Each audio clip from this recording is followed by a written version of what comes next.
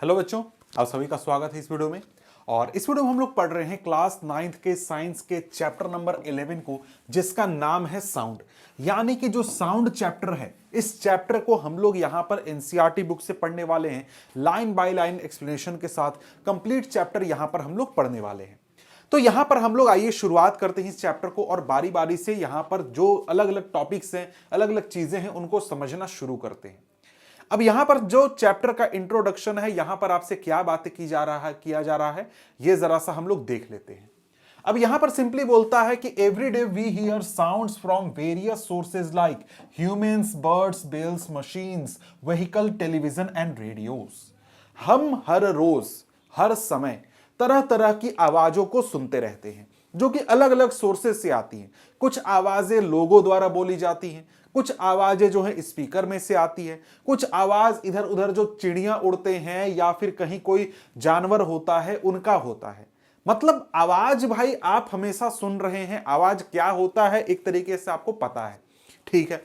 लेकिन यहां पर अगर हम लोग देखें तो साउंड का डेफिनेशन क्या होगा, साउंड को साइंस में हम लोग बोलते क्या हैं, ये जरा सा हम लोग देखते हैं। तो कहता है कि sound is a form of energy which produces a sensation of hearing in our ears. Sound क्या है भाई? साउंड एक फॉर्म ऑफ एनर्जी है जिसकी वजह से हमारी कानों में सेंसेशन क्रिएट होता है। किस चीज का सेंसेशन? हियरिंग का सेंसेशन क्रिएट होता है। जैसे हमारे आसपास ये जो लाइट है, लाइट क्या है भाई? एक फॉर्म ऑफ एनर्जी है, जिसमें कि हम लोग अगर देखें तो लाइट को हम लोग जो है एब्जॉर्ब करते हैं या फिर यूज करके दुनिया को देखने का काम करते हैं। उसी प्रकार से यहां पर साउंड क्या होता है? एक फॉर्म ऑफ एनर्जी है जिसकी वजह से हम लोग हियरिंग करने पाते हैं, चीजों को, आवाजों को सुनने पाते हैं। समझ गए? अब यहां पर देखो, पिछला जो चैप्टर आपने पढ़ा था वहां पर आपने क्या देखा था कि हमारे पास वेरियस फॉर्म्स ऑफ एनर्जी होते हैं। हमारे पास हीट एनर्जी होता है, हमारे पास मैकेनिकल एनर्जी, इलेक्ट्रिकल एनर्जी और भी तरह तरह के एनर्जीज होते हैं। और ये जो एनर्जी होते हैं, इनको ना तो हम लोग क्रिएट कर सकते हैं, ना ही डिस्ट्रॉय करते हैं, बल्कि यहां पर हम लोग क्या करते हैं? एनर्जी को एक फॉर्म से दूसरे फॉर्म में ट्रांसफॉर्म करते हैं। इसी प्रकार से यहां पर जब हम लोग साउंड की बात करते हैं तो साउंड के बारे में हमने क्या देखा कि साउंड एक फॉर्म ऑफ एनर्जी है। तो यहां पर साउंड को हम लोग प्रोड्यूस कैसे करते हैं? तो साउंड को प्रोड्यूस करने के लिए किसी दूसरे फॉर्म ऑफ एनर्जी से साउंड एनर्जी में हम लोग कन्वर्जन करते हैं, ट्रांसफॉर्मेशन करते हैं। जैसे यहां पर अगर मैं देखूं तो यहां पर मेरे हाथ हैं दोनों, इन दोनों हाथों में आपको एनर्जी पता चल रही है भाई? हाँ, हाथ है, एनर्जी है, तभी ये मोशन कर रहे हैं। हाथों में यहां पर हमारा जो बायोलॉजिकल एनर्जी है, मस्कुलर एनर्जी है, ये है, ठीक है, केमिकल एनर्जी है, ठीक है। अब इसको जब मैं जोर से आपस में टकराऊंगा दोनों हाथों को, तब जाकर यहां पर क्या होगा? साउंड क्रिएट होगा। यानी कि मैंने क्या किया? अपने हाथों में जो एनर्जी थी उसको ट्रांसफॉर्म कर दिया दूसरे फॉर्म ऑफ एनर्जी में, जिसको कि हम लोग साउंड बोलने पाते हैं। और साउंड जो है उसको सुन करके हम लोगों को हियरिंग का सेंसेशन आता है, ठीक है। अब यहां पर आगे देखें तो यही बात बोला जा रहा है जो कि मैंने आपको समझाया कि there are also other forms of energy like mechanical energy, light energy, etcetera. We have talked about mechanical energy in the previous chapters. You have been taught about conservation of energy, which states that we can neither create nor destroy energy. We can just change it from one form to another. When you clap a person, a sound is produced. Can you produce sound without utilizing your energy? Which form of energy did you use to produce sound? वही बात है जो मैंने कहा कि भाई देखो, हमारे पास तरह तरह के फॉर्म्स ऑफ एनर्जी हैं। अब अलग अलग फॉर्म्स ऑफ एनर्जी जो हैं वो कैसे क्रिएट होते हैं भाई? तो क्रिएट नहीं होते हैं, ना ही डिस्ट्रॉय होते हैं, उनको हम लोग ट्रांसफॉर्म करते हैं, एक फॉर्म से दूसरे फॉर्म में कन्वर्ट करते हैं। तो यहां पर साउंड भी हमारा फॉर्म ऑफ एनर्जी है। तो साउंड हम लोग कैसे क्रिएट करते हैं? तो किसी दूसरे फॉर्म ऑफ एनर्जी से हम लोग क्या करते हैं? कन्वर्जन करते हैं, ट्रांसफॉर्मेशन करते हैं, तब हमारे पास जो साउंड होता है वो क्रिएट हो जाता है, ठीक है। अब यहां पर साउंड क्रिएट हो जाता है कैसे? एनर्जी के ट्रांसफॉर्मेशन से। ये तो हम लोगों को समझ में आ गया, ठीक है। लेकिन यहां पर जो ये एनर्जी का ट्रांसफॉर्मेशन होता है, ये कैसे होता है, हम लोग कैसे साउंड का प्रोडक्शन करते हैं, ये यहां पर अब हम लोग पहले टॉपिक में पढ़ेंगे। तो यहां पर हमारे सामने है topic number 11.1, production of sound. तो यहां पर साउंड के प्रोडक्शन को समझाने के लिए दो एक्टिविटीज आपको दिए गए हैं। पहला एक्टिविटी क्या बोलता है कि आप एक ट्यूनिंग फॉर्क लीजिए और उसको वाइब्रेट कीजिए। कैसे? उसको उसके प्रोंग को रबर पैड पर हिट करके। अब यहां पर ये क्या होता है जरा सा समझिए। तो यहां पर ये जो आप तस्वीर देख रहे हैं ये किस चीज का है? ट्यूनिंग फोर्क का तस्वीर है। और ये ट्यूनिंग फोर्क होता है जो कि फिजिक्स में एक्सपेरिमेंट वगैरह में यूज होता है। यहां पर साउंड प्रोडक्शन के लिए, वाइब्रेशन के लिए हम इसको यूज करते हैं। तो यहां पर इसमें जो ये दो आर्म्स निकले हुए हैं ना, यही दोनों आर्म्स को हम लोग प्रॉन्ग्स बोलते हैं। ठीक है, बोलता है कि आप क्या कीजिए, इस ट्यूनिंग फोर्क को लीजिए और आप इसको हिट करके, जैसे कि यहां पर ये आदमी इसको हिट करता है, रबर पैड पर हिट करिए और यहां पर इसको आप क्या करिए, वाइब्रेट कराइए। ठीक है, इसको आपको हिट करा के वाइब्रेट कराना है। और यहां पर प्रोंग क्या होता है, ट्यूनिंग फोर्क क्या होता है, यह चीज तो आप समझ गए।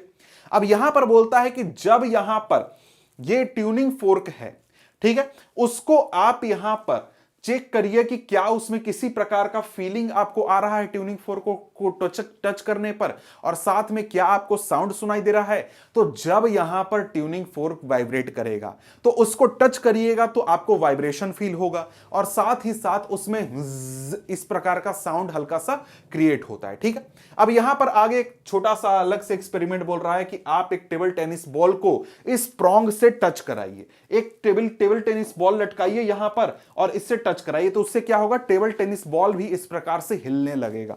यह चीज होगा। ठीक है, तो यहां पर आप समझ गए कि यहां पर क्या हुआ, ट्यूनिंग फोर्क को वाइब्रेट कराया और ट्यूनिंग फोर्क को वाइब्रेट कराया तो उससे क्या हुआ, उससे यहां पर एक प्रकार का स्मॉल साउंड क्रिएट हुआ। समझ गए? और कैसे, यहां पर जिस प्रकार से यह तस्वीर है, इस प्रकार से बॉल लटकाने के लिए बोलता है टेबल टेनिस बॉल, कि आपने ट्यूनिंग फोर्क को वाइब्रेट करा दिया है और उसके ऊपर बॉल ऐसे लटकाएंगे तो यह क्या होगा, बॉल इस प्रकार से मोशन करने लगेगा, जैसे पेंडुलम झूलता है ना, उस प्रकार से ऐसे हिलने लगेगा। ठीक है, तो यहां पर यह चीज तो आपने देख लिया। अब इसके बाद यहां पर दूसरा एक्टिविटी बोलता है। दूसरे एक्टिविटी में क्या बोल रहा है, बोल रहा है कि आप एक बीकर लीजिए या फिर ग्लास लीजिए, उसमें ब्रिम तक उसको भर लीजिए। जब ब्रिम तक आप भर लेंगे तो वहां पर वाटर सरफेस को, जो आपने ट्यूनिंग फोर्क लिया था, जिसके प्रोंग को आपने वाइब्रेट कराया था, उस ट्यूनिंग फोर्क को आप क्या करिए, आप यहां पर टच कराइए वाटर से, जैसा कि यहां पर दिखाया जा रहा है। इस प्रकार से आपको टच कराना है। अब यहां पर इसके बाद प्रोंग, जो वाइब्रेटिंग ट्यूनिंग फोर्क है, उसका प्रोंग आपको वाटर में डालना है। मतलब कि क्या करना है, एक बार आप जो है वाइब्रेटिंग ट्यूनिंग फोर्क वाटर में डालेंगे और एक बार सिंपली नॉर्मल उठा करके, बिना वाइब्रेट करता हुआ नॉर्मल ट्यूनिंग फोर्क आप जाकर के पानी में डालेंगे। तो यहां पर क्या होगा, जब यहां पर आप जो है ट्यूनिंग फोर्क को वाइब्रेट करा करके पानी में डालेंगे तो यहां पर जैसे देख सकते हैं, यहां पर वाटर स्प्लैशेस क्रिएट होंगे, वाटर के छींटे उड़ेंगे। क्यों भाई? क्योंकि यहां पर जो ट्यूनिंग फोर्क है वो वाइब्रेट कर रहा है, आगे पीछे मोशन कर रहा है, जिसकी वजह से यहां पर वाटर के स्प्लैशेस उड़ेंगे, वाटर के छींटे उड़ेंगे। ठीक है, और अगर आप नॉर्मल एक ट्यूनिंग फोर्क डालते हैं जो कि वाइब्रेट नहीं कर रहा है, उसमें कुछ भी नहीं होगा, किसी भी प्रकार का स्प्लैश क्रिएट नहीं होगा। ठीक है, तो यहां पर हमने क्या किया, हमने ये ट्यूनिंग फोर्क लिया, ट्यूनिंग फोर्क को वाइब्रेट कराया और वाइब्रेट कराने की वजह से क्या हुआ, यहां तो पहले तो हमने चेक किया कि उसमें साउंड आया कि नहीं। जी हां भाई, साउंड आया। और दूसरा, यहां पर हमने यहां पर वाटर में डाल करके क्या चेक किया, हमने ऑब्जर्व किया कि यहां पर उसमें वाइब्रेशन हो रहा है, यानी उसके प्रोंग्स जो हैं इस प्रकार से टू एंड फ्रो मोशन कर रहे हैं। ठीक है, अब यहां पर आगे बढ़ते हैं। आगे यहां पर क्या बोलता है कि from the above activities what do you conclude, can you produce sound without a vibrating object. तो भाई यहां पर हमको क्या पता चला, हमको पता चला कि जब ट्यूनिंग फोर्क वाइब्रेट कर रहा था तब उसमें से साउंड निकल रहा था, लेकिन अगर ट्यूनिंग फोर्क वाइब्रेट नहीं कर रहा था, सिंपली रखा हुआ था या सिंपली हमने हाथ में लेकर के रखा था, तो कोई भी साउंड क्रिएट नहीं हो रहा था। तो यहां पर हमको क्वेश्चन क्या है कि क्या बिना वाइब्रेशन के साउंड क्रिएट हो सकता है? जी नहीं, बिल्कुल भी नहीं हो सकता है। तो साउंड हम लोग कैसे क्रिएट करते हैं, जब किसी भी ऑब्जेक्ट में वाइब्रेशन कराया जाता है या कोई भी ऑब्जेक्ट वाइब्रेट करता है, तब वहां पर उससे साउंड क्रिएट होता है। समझ गए? यहां पर यही चीज कहता है कि in the above activities we have produced sound by striking the tuning fork. Tuning fork को स्ट्राइक करके उसको वाइब्रेट करा करके हमने साउंड प्रोड्यूस किया। जी हां भाई, बिल्कुल साउंड प्रोड्यूस किया। कहता है कि we can also produce sound by plucking, scratching, rubbing, blowing, shaking different objects. अब यहां पर बोलता है कि ऐसा नहीं है कि सिर्फ और सिर्फ आप किसी ऑब्जेक्ट को हिट करेंगे तभी साउंड क्रिएट होगा। जी नहीं, आप हिट करने के अलावा जब किसी ऑब्जेक्ट को प्लक करते हैं, स्क्रैच करते हैं, रब करते हैं या फिर ब्लो करते हैं, शेक करते हैं, तब भी साउंड क्रिएट होता है। जैसे यहां पर मेरे पास एक टेबल है, देखो टेबल को मैं स्क्रैच कर रहा हूं और तुमको साउंड सुनाई दे रहा है। इसी प्रकार से यहां पर अगर हम लोग देखें कोई रबर बैंड हो, उसको आप प्लग करोगे तब वहां से भी आपको साउंड सुनाई देगा। तो बात यहां पर क्या है, बात है मेन मुद्दा क्या है, मेन मुद्दा है कि भाई देखो ऑब्जेक्ट वाइब्रेट करता है तो साउंड क्रिएट करता है, और वाइब्रेट कराने के लिए हम लोग तरह तरह के तरीके अपना सकते हैं। जैसे ऑब्जेक्ट को आप प्लग करोगे, स्क्रैच करोगे, शेक करोगे, ब्लो करोगे, रब करोगे, कुछ भी करोगे, कुछ भी करके आप वाइब्रेशन क्रिएट कर दे रहे हो तो वहां से साउंड क्रिएट होगा। ठीक है, अब यहां पर भाई देखो क्या हुआ, यहां पर क्या कहता है, यही चीज as per the above activities what do we do to the objects. हमने ऑब्जेक्ट्स में क्या कराया, हमने ऑब्जेक्ट्स में वाइब्रेशन कराया, और वाइब्रेशन करा करके क्या किया, साउंड प्रोड्यूस किया। ठीक है, समझ गए। अब भाई यहां पर सवाल है कि वाइब्रेट करने का क्या मतलब होता है, वाइब्रेशन का क्या मतलब हुआ। वाइब्रेशन का सिंपल मतलब हुआ, यहां पर लिखा हुआ है डेफिनेशन भी, vibration means a kind of rapid to and fro motion of an object. जब कोई भी object rapid to and fro motion करे तब उस कंडीशन को हम लोग वाइब्रेशन बोलते हैं। जैसे मान लो ये ऑब्जेक्ट है, rapid to and fro motion मतलब एक बार आगे गया, एक बार पीछे गया, फिर आया, फिर आगे पीछे, इस प्रकार से जब ऑब्जेक्ट मोशन करे तो इसको हम लोग क्या बोलते हैं, वाइब्रेशन बोलते हैं। अब भाई देखो यहां पर तुमने पेंडुलम भी देखा होगा, पेंडुलम में देखते हो जो पेंडुलम लटका हुआ होता है वो इस प्रकार से टू एंड फ्रो मोशन करता है, लेकिन क्या उसका मोशन रैपिड होता है क्या, जी नहीं, बहुत ही स्लो मोशन होता है। तो वाइब्रेशन कब होगा, जब कोई भी object rapid to and fro motion करेगा। जैसे कि यहां पर तुम देखो, यहां पर तुम्हारा ये प्रोंग है, यहां पर प्रोंग का वाइब्रेशन दिखाया जा रहा है, लेकिन ये बहुत ही स्लो करके दिखाया जा रहा है। लेकिन रियलिटी में जब कोई भी ऑब्जेक्ट वाइब्रेट करता है तो वो बहुत स्पीड में टू एंड फ्रो मोशन करता है, जैसा कि ये कर रहा है। ठीक है, जैसे कि यहां देखो जो स्पीकर होता है जिससे कि तुमको साउंड आता है, उसमें यहां पर स्पीकर साउंड कैसे क्रिएट करता है, जो स्पीकर होता है वो टू एंड फ्रो मोशन करता है, एक बार आगे जाएगा पीछे आएगा, आगे जाएगा पीछे आएगा, जैसा कि तुम यहां देख रहे हो ये स्पीकर एक बार आगे आ रहा है पीछे जा रहा है, इस प्रकार से। और कितना रैपिड ये मूवमेंट कर रहा है, कितना फास्ट ये मूवमेंट कर रहा है। इसी प्रकार से यहां पर देखो जो ड्रम बजाने वाला पर्सन है वो जब यहां पर इस नियर इसको या कुछ ऐसा ही बोलते हैं, इसको हिट करता है, अपने स्टिक के हिस्से हिट करता है, तो ये बहुत जोर से इसमें वाइब्रेशन क्रिएट होता है और rapid to and fro motion की वजह से यहां पर हमें साउंड सुनाई देता है। जैसे ये स्पीकर भी देख सकते हो, ये क्या कर रहा है भाई, टू एंड फ्रो मोशन कर रहा है, बहुत fast to and fro motion कर रहा है, और उससे हमको साउंड यहां पर सुनाई दे रहा है। ठीक है, अब इसी के अलावा तुम एग्जांपल देखो तो मैं यहां पर बोल रहा हूं तो यहां पर ये साउंड कैसे क्रिएट हो रहा है, ये साउंड यहां पर क्रिएट हो रहा है कि जो मेरे गले में यहां पर वोकल कॉर्ड्स हैं वो क्या कर रहे हैं, वाइब्रेट कर रहे हैं, मतलब हवा में एक प्रकार का वाइब्रेशन क्रिएट कर रहे हैं, जिससे कि यहां पर ये साउंड तुमको सुनाई दे रहा है। ठीक है, तुम जो इस वीडियो को देख रहे हो, जो तुमको साउंड आ रहा है उसमें स्पीकर साउंड कैसे क्रिएट कर रहा है, इस प्रकार से जब speaker rapid to and fro motion कर रहा है तो तुमको साउंड सुनाई दे रहा है। ठीक है, तो यहां पर आपने समझ लिया कि भैया साउंड कैसे क्रिएट होता है, साउंड वाइब्रेशन से क्रिएट होता है। वाइब्रेशन क्या होता है, rapid to and fro motion को हम लोग वाइब्रेशन बोलते हैं। ठीक है, कहता है कि the sound of the human voice is produced due to vibration in the vocal cords. मैंने बता ही दिया कि भाई हमारे गले में जो साउंड क्रिएट होता है, क्योंकि हमारे गले में जो वोकल कॉर्ड होते हैं उनमें वाइब्रेशन क्रिएट होता है, उसकी वजह से। इसी प्रकार से जब कोई भी बर्ड अपने विंग्स को फ्लैप करती है तब भी हमें साउंड सुनाई देता है। इसके साथ साथ जब भी कोई बी को तुम देखते हो, हनी बी हो गया या कोई और बी को तुम देखते हो, तो वो जब उड़ती है तब तुमको बज़ इस प्रकार का साउंड आता है। क्यों आता है? क्योंकि जो वो अपने विंग्स को फ्लैप कर रही है उसकी वजह से वहां पर वाइब्रेशन एयर में क्रिएट हो रहा है, जिसकी वजह से तुमको यहां पर साउंड सुनाई दे रहा है। इसी प्रकार से कोई रबर को स्ट्रेच करके रखा गया है, उसको जब प्लक किया जाता है, खींचा जाता है, तो वाइब्रेशन क्रिएट होता है, जिससे कि साउंड क्रिएट होता है। जैसे कि जो तुम गिटार सुनते हो, सितार सुनते हो, वायलिन सुनते हो, उससे जो म्यूजिक प्रोड्यूस होता है, उससे जो साउंड प्रोड्यूस होता है, वो वहां पर एक स्ट्रिंग को यहां पर उसमें वाइब्रेशन क्रिएट करके तुमको वहां पर साउंड सुनाया जाता है। ठीक है, तो यहां पर एक प्रकार से आप लोग समझ गए कि साउंड क्रिएट कैसे होता है, साउंड प्रोड्यूस कैसे होता है। तो सिंपल बात क्लियर हो गई। तो अब यहां पर आगे अगर हम लोग देखें तो आगे हमारे पास यहां पर अगला टॉपिक है जो कि है 11.2 और ये है प्रोपगेशन ऑफ साउंड। यानी कि अब हमको देखना है कि साउंड जो है वो प्रोपगेट कैसे करता है। प्रोपगेट कैसे करता है इसका मतलब क्या हुआ? मतलब कि जहां से साउंड प्रोड्यूस हो रहा है वहां से लेकर के जहां साउंड को पहुंचना है, मतलब सुनने वाले के कानों तक साउंड कैसे पहुंचता है, यह चीज यहां पर हमें जाननी है। तो यहां पर यही चीज कहता है कि sound is produced by vibrating objects. Sound produce कैसे होता है?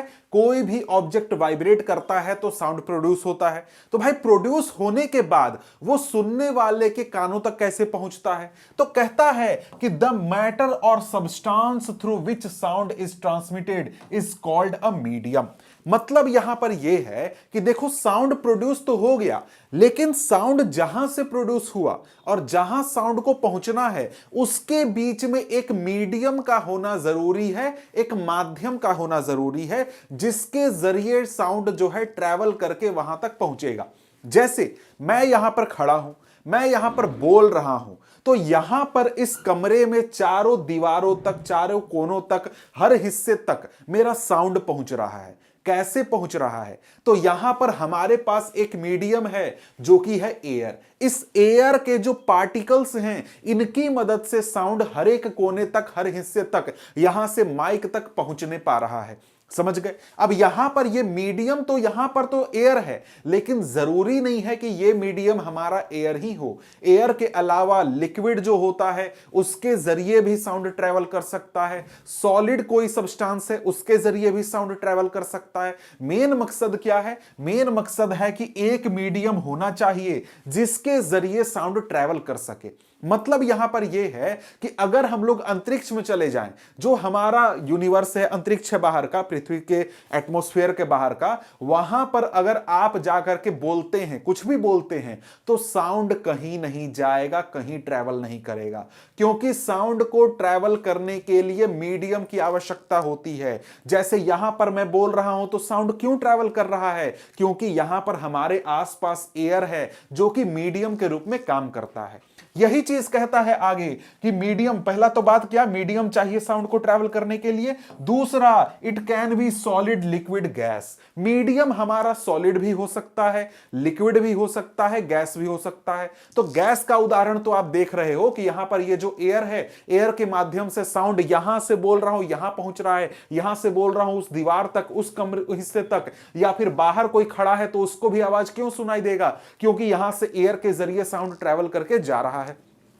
इसके साथ साथ जो हमारे लिक्विड होते हैं, जो सॉलिड होते हैं, उनके जरिए भी साउंड हमारा ट्रैवल करता है। अब यहां पर कहता है कि sound moves through a medium from the point of generation to the listener. यही बात जो मैंने कहा कि मीडियम के जरिए ही साउंड जो है जहां भी प्रोड्यूस हो वहां से लिसनर तक पहुंचता है। मीडियम का होना जरूरी है साउंड को ट्रैवल करने के लिए, साउंड को प्रोपगेट करने के लिए। अब यहां पर यह ट्रैवल होता कैसे है, साउंड एक जगह से दूसरे जगह तक पहुंचता कैसे है, यह चीज अब हम समझेंगे। अब यहां पर कहता है कि when an object vibrates, it sets the particle of the medium around it vibrating. The particles do not travel all the way from the vibrating object to the ear. पहला पॉइंट आपने क्या समझा? पहला पॉइंट समझा कि भैया medium का होना जरूरी है, मीडियम होगा तभी हमारा साउंड जो है वो ट्रैवल करने पाएगा, एक जगह से दूसरी जगह तक पहुंचने पाएगा। दूसरी बात कि जो यहां पर हमारा मीडियम होता है वो सॉलिड, लिक्विड, गैस कुछ भी हो सकता है। इसके बाद हमारे सामने तीसरा पॉइंट आ जाता है कि यहां पर जब भी हमारा जो सोर्स है वो साउंड प्रोड्यूस करता है, तो कैसे साउंड प्रोड्यूस करता है? वाइब्रेट करके साउंड प्रोड्यूस करता है। जब वो सब्सटेंस वाइब्रेट करके साउंड प्रोड्यूस करता है तो अपने अगल बगल के जो पार्टिकल्स हैं उन पार्टिकल्स को ये सब्सटेंस वाइब्रेट करा देता है। जैसे ये यहां पर हमारा क्या है? ट्यूनिंग फोर्क है, ये हमने लिया, ये इसको हमने क्या किया? वाइब्रेट कराया। ऐसे हिट करके हमने क्या किया? वाइब्रेट कराया। वाइब्रेट करने लगा मतलब क्या? ये टू एंड फ्रो मोशन करने लगा। अब ये जब टू एंड फ्रो मोशन करने लगा ना तो इसके चारों ओर जो एयर के पार्टिकल्स थे वो भी इसके साथ टू एंड फ्रो मोशन करने लगे, यानी कि वो भी वाइब्रेट करने लगे। और ये वाइब्रेशन धीरे धीरे आगे की ओर बढ़ता है, मतलब कि इसने अपने बगल वाले पार्टिकल को वाइब्रेट किया, उस पार्टिकल ने अपने बगल वाले पार्टिकल को वाइब्रेट किया, उसने अपने बगल वाले को, और ऐसे हर एक पार्टिकल अपने बगल वाले को वाइब्रेट कराते जाता है। और यहां पर ये जो वाइब्रेशन क्रिएट हुआ है ये आगे की ओर ट्रैवल करते जाता है। जैसे मैं यहां पर बोल रहा हूं तो क्या हुआ? मेरे गले में यहां पर वाइब्रेशन क्रिएट किया गया वोकल कॉर्ड्स के द्वारा, और ये जो वाइब्रेशन है जब मैं बोल रहा हूं तो यहां से जो हवा है मेरे मुंह के आसपास, इस हवा के पार्टिकल्स में वो वाइब्रेशन हो रहा है, और वो वाइब्रेशन धीरे धीरे हर एक पार्टिकल अपने बगल वाले पार्टिकल को वाइब्रेट करा रहा है, वो अपने बगल वाले को, और वो फिर अपने बगल वाले को। इस प्रकार से हर एक पार्टिकल अपने बगल वाले को जब वाइब्रेट कराता है तो ये वाइब्रेशन आगे की ओर मूव करता है, आगे की ओर जाता है। अब यहां पर एक चीज आप समझिए कि ये जब कोई भी ऑब्जेक्ट वाइब्रेट करता है तो यहां पर ये जो वाइब्रेशन ट्रैवल करता है ये कोई एक स्पेसिफिक डायरेक्शन में ट्रैवल नहीं करता है, ये हर एक डायरेक्शन में ट्रैवल करता है। जैसे मैं यहां पर खड़ा होकर के बोल रहा हूं तो आप मेरे सामने आ जाओगे तब भी मेरा आवाज आपको सुनाई देगा, आप मेरे पीछे आ जाओगे तब भी आपको आवाज सुनाई देगा, आप यहां छत पर लटकोगे तब भी सुनाई देगा, नीचे बैठोगे तब भी सुनाई देगा, इस कमरे में कहीं भी चले जाओ आपको आवाज सुनाई देगा। क्यों?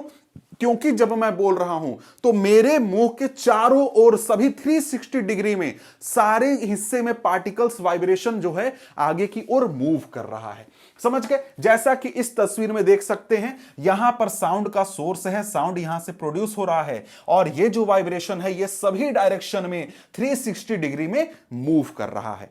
तो यहां पर आपने पहला पॉइंट क्या समझा प्रोपगेशन के बारे में? कि यहां पर जब कोई भी ऑब्जेक्ट साउंड प्रोड्यूस करता है वाइब्रेट करके, तो उसके द्वारा जो वाइब्रेशन प्रोड्यूस किया जाता है उसकी वजह से अगल बगल के जो पार्टिकल्स हैं, मीडियम के जो पार्टिकल्स हैं वो भी वाइब्रेट करने लगते हैं। और मीडियम के पार्टिकल्स जब वाइब्रेट करते हैं तो वो पार्टिकल्स अपने एडजेसेंट पार्टिकल को भी वाइब्रेट कराते हैं, और ये प्रोसेस लगातार चलते जाता है। और यहां पर ये जो डिस्टरबेंस क्रिएट किया गया इस सब्सटेंस के द्वारा जहां पर साउंड प्रोड्यूस हुआ, वो ये डिस्टरबेंस आगे की ओर मूव करता है, मतलब कि साउंड हमारा आगे की ओर मूव करता है।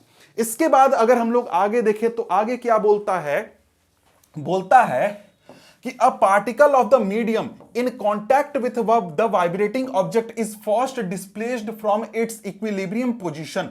It then exerts a force on the adjacent particle, as a result of which the adjacent particle gets displaced from its position of rest.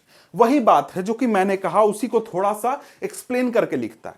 बोलता है कि देखो भाई क्या हुआ कि यहां पर ये हमारा है ट्यूनिंग फोर्क जिसको कि हमने वाइब्रेट कराया, और जिसको कि वाइब्रेट करके हम लोग क्या कर रहे हैं? साउंड प्रोड्यूस करने का कोशिश कर रहे हैं। हमने जब इस ट्यूनिंग फोर्क को वाइब्रेट कराया तो इसके जो एडजेसेंट पार्टिकल थे, मतलब इस ट्यूनिंग फोर्क के अगल बगल के जो पार्टिकल्स थे, ये पार्टिकल्स एक प्रकार से वाइब्रेट करने लगे।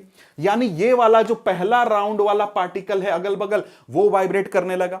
अब ये वाइब्रेट करने लगा मतलब क्या? मतलब एक अपने नॉर्मल पोजीशन में था, नॉर्मल पोजीशन में था, तो एक बार इसको जैसे वाइब्रेट कर रहा है ये ट्यूनिंग फोर्क का प्रोंग, तो ट्यूनिंग फोर्क का प्रोंग आया, हिट किया, इसने ऐसे वाइब्रेट करना शुरू किया। एक बार आगे की ओर गया, नॉर्मल पोजीशन, फिर पीछे की ओर आया।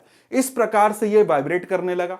अब ये जब वाइब्रेट करने लगा तो अपने बगल वाले पार्टिकल को ऐसे पुश ये करता है तो वो भी इस प्रकार से वाइब्रेट करने लगता है। एक बार आगे की ओर गया, नॉर्मल हुआ, फिर पीछे की ओर आया और ऐसे वाइब्रेट करने लगता है। समझ गए? तो यहां पर आप देख सकते हैं कि यहां पर क्या हो रहा है, ये जो पार्टिकल्स हैं एक बार आगे की ओर पुश कर रहे हैं अपने बगल वाले पार्टिकल को, फिर पीछे आ जा रहे हैं, फिर वो पार्टिकल एक बार आगे पुश कर रहा है, फिर पीछे आ जा रहा है, फिर आगे पुश कर रहा है, पीछे आ जा रहा है। इस प्रकार से यहां पर जो वाइब्रेशन है वो आगे की ओर मूव करना शुरू हो जाता है।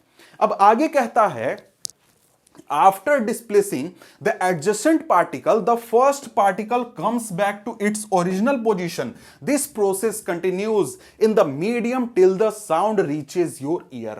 यानी कि ये जो प्रोसेस है, ये प्रोसेस तब तक चलता है जब तक कि साउंड सुनने वाले के कानों तक ना पहुंच जाए। मतलब मैं यहां पर बोल रहा हूं तो यहां से बोलने से लेकर के मान लो उस कोने में कोई लड़का खड़ा है, उसके कान तक साउंड पहुंचने तक जितने भी पार्टिकल्स आएंगे, हर एक पार्टिकल अपने बगल वाले को क्या कराएगा, वाइब्रेशन कराएगा, और हर एक पार्टिकल दूसरे पार्टिकल के ऊपर वाइब्रेशन अप्लाई करेगा, और वो धीरे धीरे क्या होगा, ये जो वाइब्रेशन है आगे की ओर पहुंचेगा और सुनने वाले के कानों तक पहुंच जाएगा। समझ गए? तो यहां पर आगे कहता है कि the disturbance created by the source of sound in the medium travels through the medium and not the particles of the medium. मतलब ये यहां पर इंपॉर्टेंट पॉइंट समझ लेना, ध्यान रखना कि जब भी यहां पर साउंड ट्रेवल करता है तो साउंड हमेशा वाइब्रेशन ट्रेवल करता है। जो पार्टिकल्स होते हैं मीडियम के वो कभी भी ट्रेवल नहीं करते हैं। मतलब यहां पर तुम देखो, यहां पर हमारा यहां पर क्या हो रहा है, यहां पर ये मीडियम है भाई, मीडियम के पार्टिकल्स हैं, सारे काले डॉट्स क्या हैं, मीडियम के पार्टिकल्स हैं। ये मीडियम के पार्टिकल क्या कर रहे हैं, अपने ही पोजीशन पर, अपने पोजीशन से आगे पीछे इस प्रकार से टू एंड फ्रो मोशन कर रहे हैं। ऐसा नहीं है कि यहां पर साउंड प्रोड्यूस हुआ तो ये बगल वाला पार्टिकल उड़ करके यहां चला गया और सुनने वाले के कान में पहुंच गया। नहीं, ऐसा नहीं होता है। क्या होता है, यहां पर जो पार्टिकल है वो अपने ही पोजीशन पर टू एंड फ्रो मोशन करता है, आगे पीछे इस प्रकार से ये लगातार मोशन करते रहता है। ठीक है, जैसे कि यहां पर भी देख सकते हो, आगे तुमको दिखाऊं तो आगे और भी इमेजेस हैं जिनमें देख सकते हो। हाँ, यहां देखो, जैसे ब्लू वाला एक लाइन देखो, ब्लू वाला लाइन है एक पार्टिकल का, पार्टिकल्स हैं। ये पार्टिकल क्या कर रहे हैं, आगे पीछे कर रहे हैं। क्या ये आगे की ओर जा रहे हैं, कहीं उड़ करके कहीं चले गए, या फिर वाइब्रेशन के साथ आगे बढ़ गए क्या? जी नहीं, बिल्कुल नहीं। ये अपने ही पोजीशन पर हैं, अपने ही पोजीशन पर एक प्रकार से क्या कर रहे हैं, टू एंड फ्रो मोशन कर रहे हैं। ठीक है, तो इसके बाद अगर हम लोग आगे देखते हैं तो आगे क्या बोलता है कि अ वेव। अब यहां पर वेव की बात हो रही है, तो वेव के बारे में क्या बोल रहा है, अब यहां पर बोलता है कि यहां पर a wave is a disturbance that moves through a medium when the particle of medium set neighboring particle into motion। अब यहां पर देखो, साउंड को समझ लो कि साउंड क्या है, एक प्रकार का वेव है। क्यों वेव है भाई? तो साउंड जिस प्रकार से ट्रैवल करता है उस ट्रैवल के प्रोसेस को या फिर पैटर्न को हम लोग वेव बोलते हैं। ठीक है, अब यहां पर क्या होता है कि साउंड जब ट्रैवल करता है तो वहां पर मीडियम के पार्टिकल्स ट्रैवल नहीं करते हैं। समझ गए? मीडियम के पार्टिकल्स अपने पोजीशन पर ही टू एंड फ्रो मोशन करते हैं, और उनके अंदर जो डिस्टरबेंस क्रिएट हुआ, जैसे ये कोई सब्सटेंस है जिससे साउंड क्रिएट हो रहा है, ये क्या कर रहा है, ये इस प्रकार से टू एंड फ्रो मोशन कर रहा है। आया, इसको हिट किया, इसने इस प्रकार से टू एंड फ्रो मोशन करना शुरू किया, फिर बगल वाले में पार्टिकल में टू एंड फ्रो मोशन हुआ। तो क्या ट्रैवल कर रहा है यहां पर, क्या मीडियम के पार्टिकल्स ट्रैवल कर रहे हैं? जी नहीं, बिल्कुल नहीं। तो क्या ट्रैवल कर रहा है, डिस्टरबेंस ट्रैवल कर रहा है। तो यहां पर जो साउंड ट्रैवल करता है वो एक वेव की तरह ट्रैवल करता है, और वेव क्या है, एक प्रकार का डिस्टरबेंस है जो कि ट्रैवल करेगा मीडियम के थ्रू, जहां पर मीडियम के पार्टिकल्स बगल वाले पार्टिकल्स को मोशन में डाल देते हैं, मोशन में कर देते हैं। समझ गए? They in turn produce similar motion in others. The particles of the medium do not move forward themselves. जो मीडियम के पार्टिकल्स होते हैं वो खुद से आगे की ओर मूव नहीं करते, बल्कि एक डिस्टरबेंस आगे की ओर बढ़ाते हैं कि भाई हम तुमको परेशान करेंगे, तुम बगल वाले को परेशान करो, और वो अपने बगल वाले को परेशान करेगा, वो अपने बगल वाले को परेशान करेगा, तो ये डिस्टरबेंस आगे की ओर जाएगा, हम सभी अपने जगह पर खड़े रहेंगे। समझ गए? कहता है कि this is what happens during propagation of sound in a medium, hence sound can be visualized as a wave. Sound को हम लोग वेव मान सकते हैं, वेव के रूप में विजुअलाइज कर सकते हैं, क्योंकि जब साउंड आगे की ओर ट्रैवल करता है तो मीडियम के पार्टिकल्स ट्रैवल नहीं करते हैं, बल्कि मीडियम के पार्टिकल्स में जो डिस्टरबेंस क्रिएट हुआ है, उनमें जो एक प्रकार से उनका नॉर्मल पोजीशन से हमने मूव करा दिया है उनको, वो मोशन आगे की ओर ट्रैवल करता है। समझ गए? अब यहां पर आगे बढ़े तो आगे कहता है कि sound waves are characterized by the motion of particles in the medium and are called mechanical waves। Sound wave किस प्रकार के वेव्स होते हैं भाई? तो साउंड वेव होते हैं मैकेनिकल वेव्स। अब ये मैकेनिकल वेव्स क्या हैं, अभी थोड़ी देर में हम लोग बात करेंगे, तब आपको अच्छी तरीके से क्लियर हो जाएगा। ठीक है? अब यहां पर आगे कहता है कि air is the most common medium through which sound travels. Air क्या है भाई? मोस्ट कॉमन मीडियम है, मतलब कि ज्यादातर जो साउंड ट्रैवल होता है वो किससे होता है? एयर से होता है। क्यों होता है भाई? क्योंकि ज्यादातर जो जीव जंतु होते हैं, ज्यादातर जो साउंड प्रोड्यूस होता है वो कहां पर होता है? एयर में होता है। इस वजह से कहता है कि यहां पर when a vibrating object moves forward, it pushes and compresses the air in front of it, creating a region of high pressure. This region is called a compression। ठीक है भाई? सबसे पहली चीज आ गई हमारे साउंड वेव से रिलेटेड, जो कि है कंप्रेशन। तो भाई कंप्रेशन क्या होता है, इसको जरा सा समझते हैं। देखो यहां पर क्या है, साउंड वेव कैसे क्रिएट हुआ? साउंड वेव क्रिएट हुआ, यहां पर कोई ऑब्जेक्ट है, उसने टू एंड फ्रो मोशन किया, एक बार to and fro, to and fro, to and fro, इस प्रकार से मोशन कर रहा है। तो यहां पर ये जो ब्लैक लाइन है, ये समझ लो कि ये क्या है? ये हमारा ऑब्जेक्ट है जो कि साउंड प्रोड्यूस कर रहा है। ये ब्लैक लाइन हमारा साउंड प्रोड्यूस कर रहा है, तो ये क्या कर रहा है? एक बार आगे की ओर धक्का दे रहा है। यहां से देखो ऑब्जेक्ट्स को एक बार आगे की ओर धक्का दे रहा है। तो जब ये ऑब्जेक्ट्स को, मतलब पार्टिकल्स को जब आगे की ओर धक्का दे रहा है, तो ये पार्टिकल एक बार क्या हो रहा है? एक सिचुएशन ऐसा क्रिएट हो रहा है जहां पर बहुत सारे पार्टिकल्स एक जगह पर जमा हो जा रहे हैं। अब ये डिस्टरबेंस में से एक ऐसा सिचुएशन है जहां पर डेंसिटी पार्टिकल्स का काफी ज्यादा हो जा रहा है, मतलब एक छोटे से हिस्से में बहुत सारे पार्टिकल्स जमा हो जा रहे हैं। तो ये जो हमारा हिस्सा होता है एक हमारे साउंड वेव का, इसको हम लोग क्या बोलते हैं? कंप्रेशन बोलते हैं। तो ये जो हमारा वेव का हिस्सा है, जिसमें कि एक हिस्से में बहुत सारे पार्टिकल्स हैं, बहुत सारे पार्टिकल्स हैं, मतलब कि यहां डेंसिटी ज्यादा है पार्टिकल्स की, प्रेशर यहां पर ज्यादा है, तो इसको हम लोग क्या बोलेंगे? कंप्रेशन बोलेंगे। ये कब क्रिएट होता है? जब हमारा ऑब्जेक्ट आगे की ओर पार्टिकल्स को पुश करता है, तब ये कंप्रेशन क्रिएट होता है। अब यहां पर क्या होता है, इसके बाद अगर तुम आगे देखो तो इसके बाद जैसे जैसे यहां पर ये कंप्रेशन क्रिएट होता है, वैसे वैसे कंप्रेशन आगे की ओर मूव करते जाता है। अभी तुरंत देखा कंप्रेशन, बार बार कंप्रेशन क्रिएट हो रहा था, और वो कंप्रेशन एक जगह पर रुक नहीं रहा था, वो बल्कि वेव के साथ आगे की ओर चला जा रहा था। यानी कि जैसे कि तुम इस तस्वीर में देखो, यहां पर क्या हुआ? ये वाला हिस्सा जो है इसको हम लोग क्या बोलेंगे? कंप्रेशन बोलेंगे। यहां पर देखो ये क्या है? कंप्रेशन। क्यों कंप्रेशन है भाई? क्योंकि एक जगह पर ज्यादा पार्टिकल्स जमा हैं, पार्टिकल्स का डेंसिटी यहां पर ज्यादा है, यहां पर प्रेशर ज्यादा है, तो ये क्या है? कंप्रेशन हो गया। ठीक है? अब यहां पर क्या है भाई? यहां पर बात है कि जो ऑब्जेक्ट वाइब्रेट करता है वो कैसा मोशन करता है? टू एंड फ्रो मोशन करता है। तब जब ऑब्जेक्ट टू मोशन करता है तो हमने क्या देखा? क्या क्रिएट होता है? क्रिएट होता है एक कंप्रेशन, मतलब कि एक हाई डेंसिटी एरिया हमारे वेव में। लेकिन क्या है कि टू एंड फ्रो मोशन में एक बार पीछे भी तो आएगा, तो जब ऑब्जेक्ट पीछे की ओर आता है तो यहां पर एक लो प्रेशर का रीजन क्रिएट होता है, लो डेंसिटी का रीजन क्रिएट होता है, जिसको हम लोग रेयरफैक्शन बोलते हैं। यहां पर क्या है भाई, यहां पर देखो ये जो तुम्हारा वेव का हिस्सा है जिसमें बड़े से हिस्से में बहुत कम पार्टिकल्स हैं, इसको हम लोग क्या बोलते हैं, रेयरफैक्शन बोलते हैं। यहां भी वो हिस्सा है जिसको हम लोग क्या बोलते हैं, रेयरफैक्शन। ये क्यों क्रिएट होता है, क्योंकि जो पार्टिकल मतलब जो ऑब्जेक्ट हमारा वाइब्रेट कर रहा है वो जब पीछे की ओर आता है तो यहां पर density, low density area create हो जाता है। इसको जरा सा समझो, आगे की ओर आया तो क्या हुआ, यहां पर पार्टिकल्स एक जगह पर जमा हो गए, हमारा कंप्रेशन बन गया, ये कंप्रेशन आगे की ओर लगातार जा रहा है। लेकिन यहां पर क्या हुआ, ये जब पीछे की ओर आया तो यहां पर पीछे की ओर आने की वजह से यहां पर जो पार्टिकल्स हैं उनके बीच में एक लो प्रेशर एरिया बन गया, लो डेंसिटी एरिया बन गया, और इसको हम लोग क्या बोलेंगे, इसको हम लोग रेयरफैक्शन बोलेंगे। तो कंप्रेशन क्या हो गया, ये ज्यादा पार्टिकल्स एक जगह पर जमा हैं, ये कंप्रेशन हो गया, और यहां पर ये जो हमारा लो पार्टिकल्स वाला एरिया है इसको हम लोग क्या बोलते हैं, रेयरफैक्शन बोलते हैं।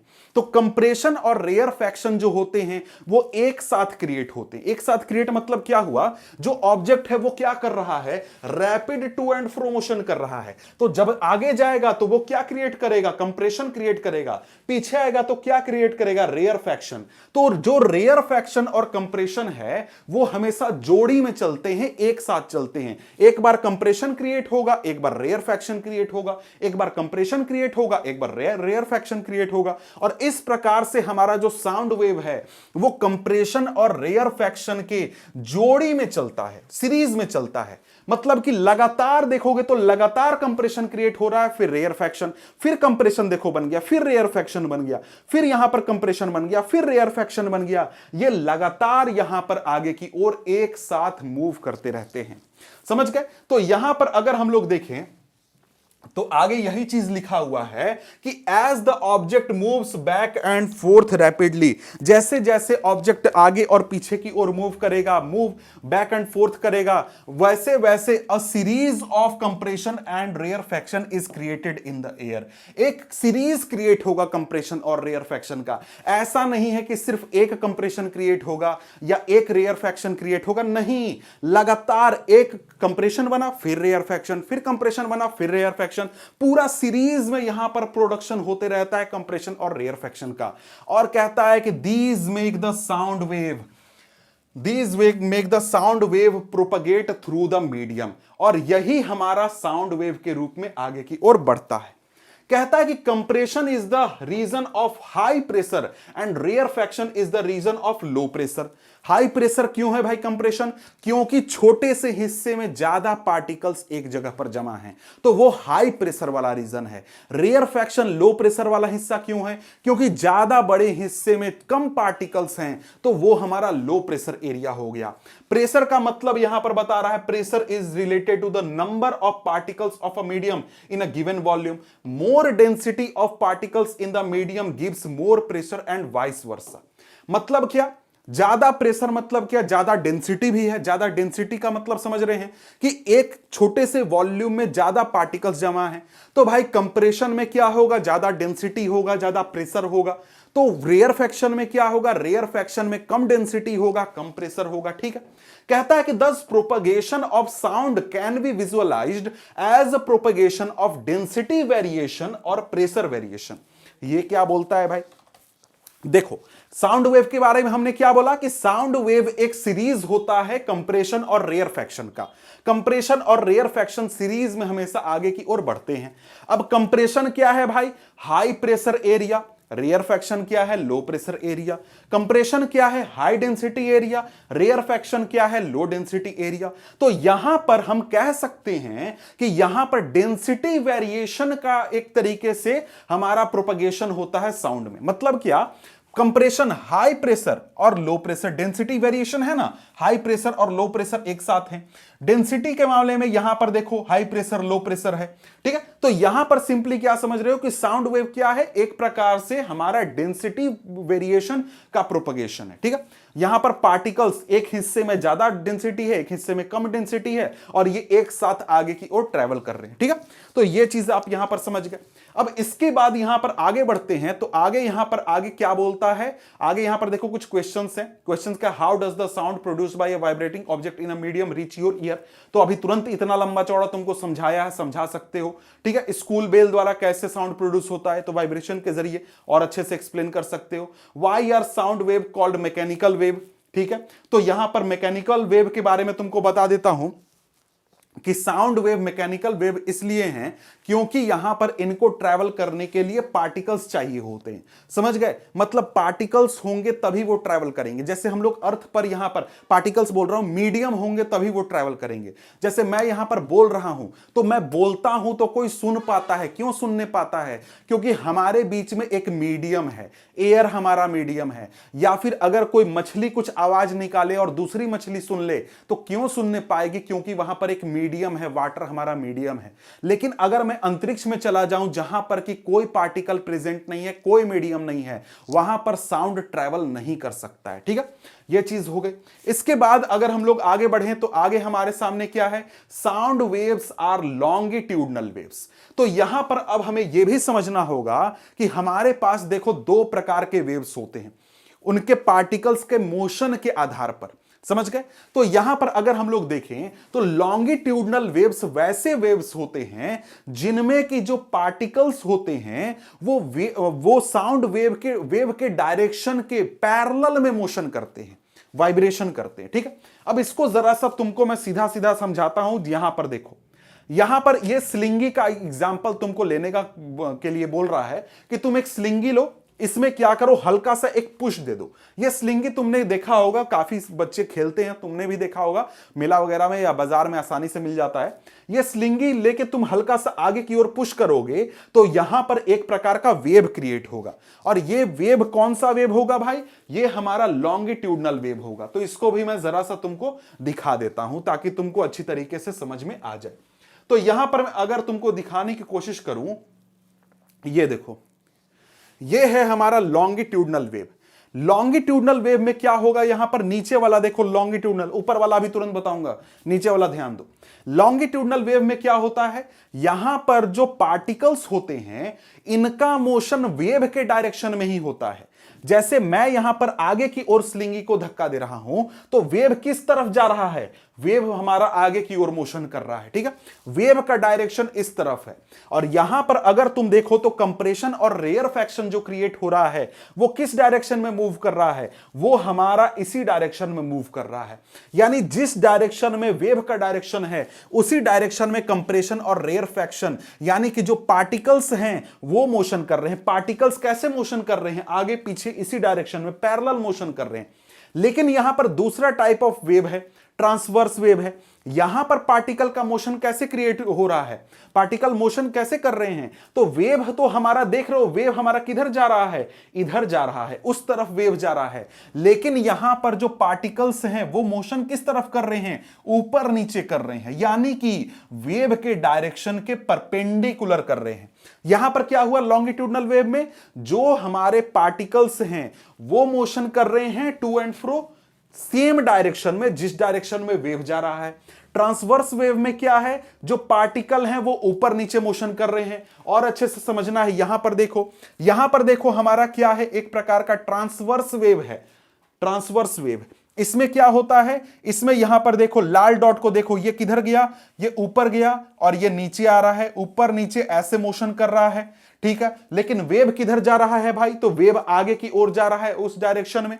तो यहां पर आप क्या समझे, साउंड क्या है भाई, हमारा लॉन्गिट्यूडनल वेव है। लॉन्गिट्यूडनल वेव क्यों है, क्योंकि यहां पर देखो जो साउंड वेव के पार्टिकल्स का मोशन होता है वो वेव के डायरेक्शन के पैरेलल होता है। जैसे अभी तुरंत तुमने देखा कि यहां पर अगर तुमको दिखाऊं तो यहां पर इस तस्वीर में देखो वेव किधर जा रहा है, वेव उधर जा रहा है। ठीक है, और यहां पर पार्टिकल मोशन किधर कर रहे हैं, तो इसी डायरेक्शन में ऐसे ऐसे कर रहे हैं, आगे पीछे कर रहे हैं। ठीक है, तो साउंड वेव क्या है, साउंड वेव हमारा लॉन्गिट्यूडनल वेव है। इसको हम लोग अब क्या करेंगे, आगे पढ़ेंगे, आगे क्या बोलता है। तो लॉन्गिट्यूडनल है साउंड वेव, ये चीज तुम समझ गए। इसको और भी अच्छी तरीके से समझ लेते हैं, एनसीईआरटी में क्या लिखा है देख लेते हैं। यहां पर कहता है कि the region where coils become closer are called compression. भाई बार बार कंप्रेशन समझा रहा है, हम लोग समझ चुके हैं, ठीक है। And the regions where coils are further apart are called rarefaction. और ये इसके बारे में बोल रहा है, ये स्लिंगी के बारे में बोल रहा है। देखो स्लिंगी वाला एग्जांपल देखो, यहां पर क्या हो रहा है, जहां पर कॉइल्स के हिस्से नजदीक आ चुके हैं वो हमारा क्या है, कंप्रेशन है। जहां पर कॉइल्स के हिस्से एक दूसरे से दूर दूर हैं वो क्या हो गया, हमारा रेयरफैक्शन क्रिएट हो गया। तो कंप्रेशन रेयरफैक्शन हमारे स्लिंगी में भी हो गया, ठीक है। उसको तुरंत मैंने तुमको दिखा दिया था, जो लॉन्गिट्यूडनल वाला एग्जांपल दिखाया था उसकी बात यहां पर कर रहा है। कहता कि as we already know sound propagates in the medium as a series of compression and rarefaction. ये तो तुमको पता है, अभी तुरंत समझाया थोड़ी देर पहले। कहता है कि now we can compare the propagation of disturbance in the slinky with the sound propagation in the medium. तो जिस प्रकार से स्लिंकी में वेव मूव करता है, जैसा हमने कराया था अभी, वैसा ही यहां पर साउंड वेव भी प्रोपगेट करता है। और इस प्रकार का मोशन जब हो वेव का, उसको हम लोग लॉन्गिट्यूडनल वेव बोलते हैं। और लॉन्गिट्यूडनल वेव में क्या होता है, मैंने अभी तुरंत तुमको समझाया है। कहता है कि in this wave the individual particle of the medium move in a direction parallel to the direction of propagation of the disturbance। मतलब जिस दिशा में वेव मोशन कर रहा है, जिस दिशा में डायरेक्शन हमारा डिस्टरबेंस मोशन कर रहा है, उसी के पैरेलल में जो पार्टिकल्स हैं वो मोशन करते हैं। मतलब यहां पर उस डायरेक्शन में वेव जा रहा है ना, तो जो पार्टिकल है वो आगे पीछे इस प्रकार से मोशन करेगा। और यहां पर दूसरा हमने क्या देखा था, ट्रांसवर्स, जिसके बारे में नीचे लिखा गया है, हम अभी तुरंत समझ लेंगे। कहता है कि the particles do not move from one place to another but they simply oscillate back and forth about their position of rest.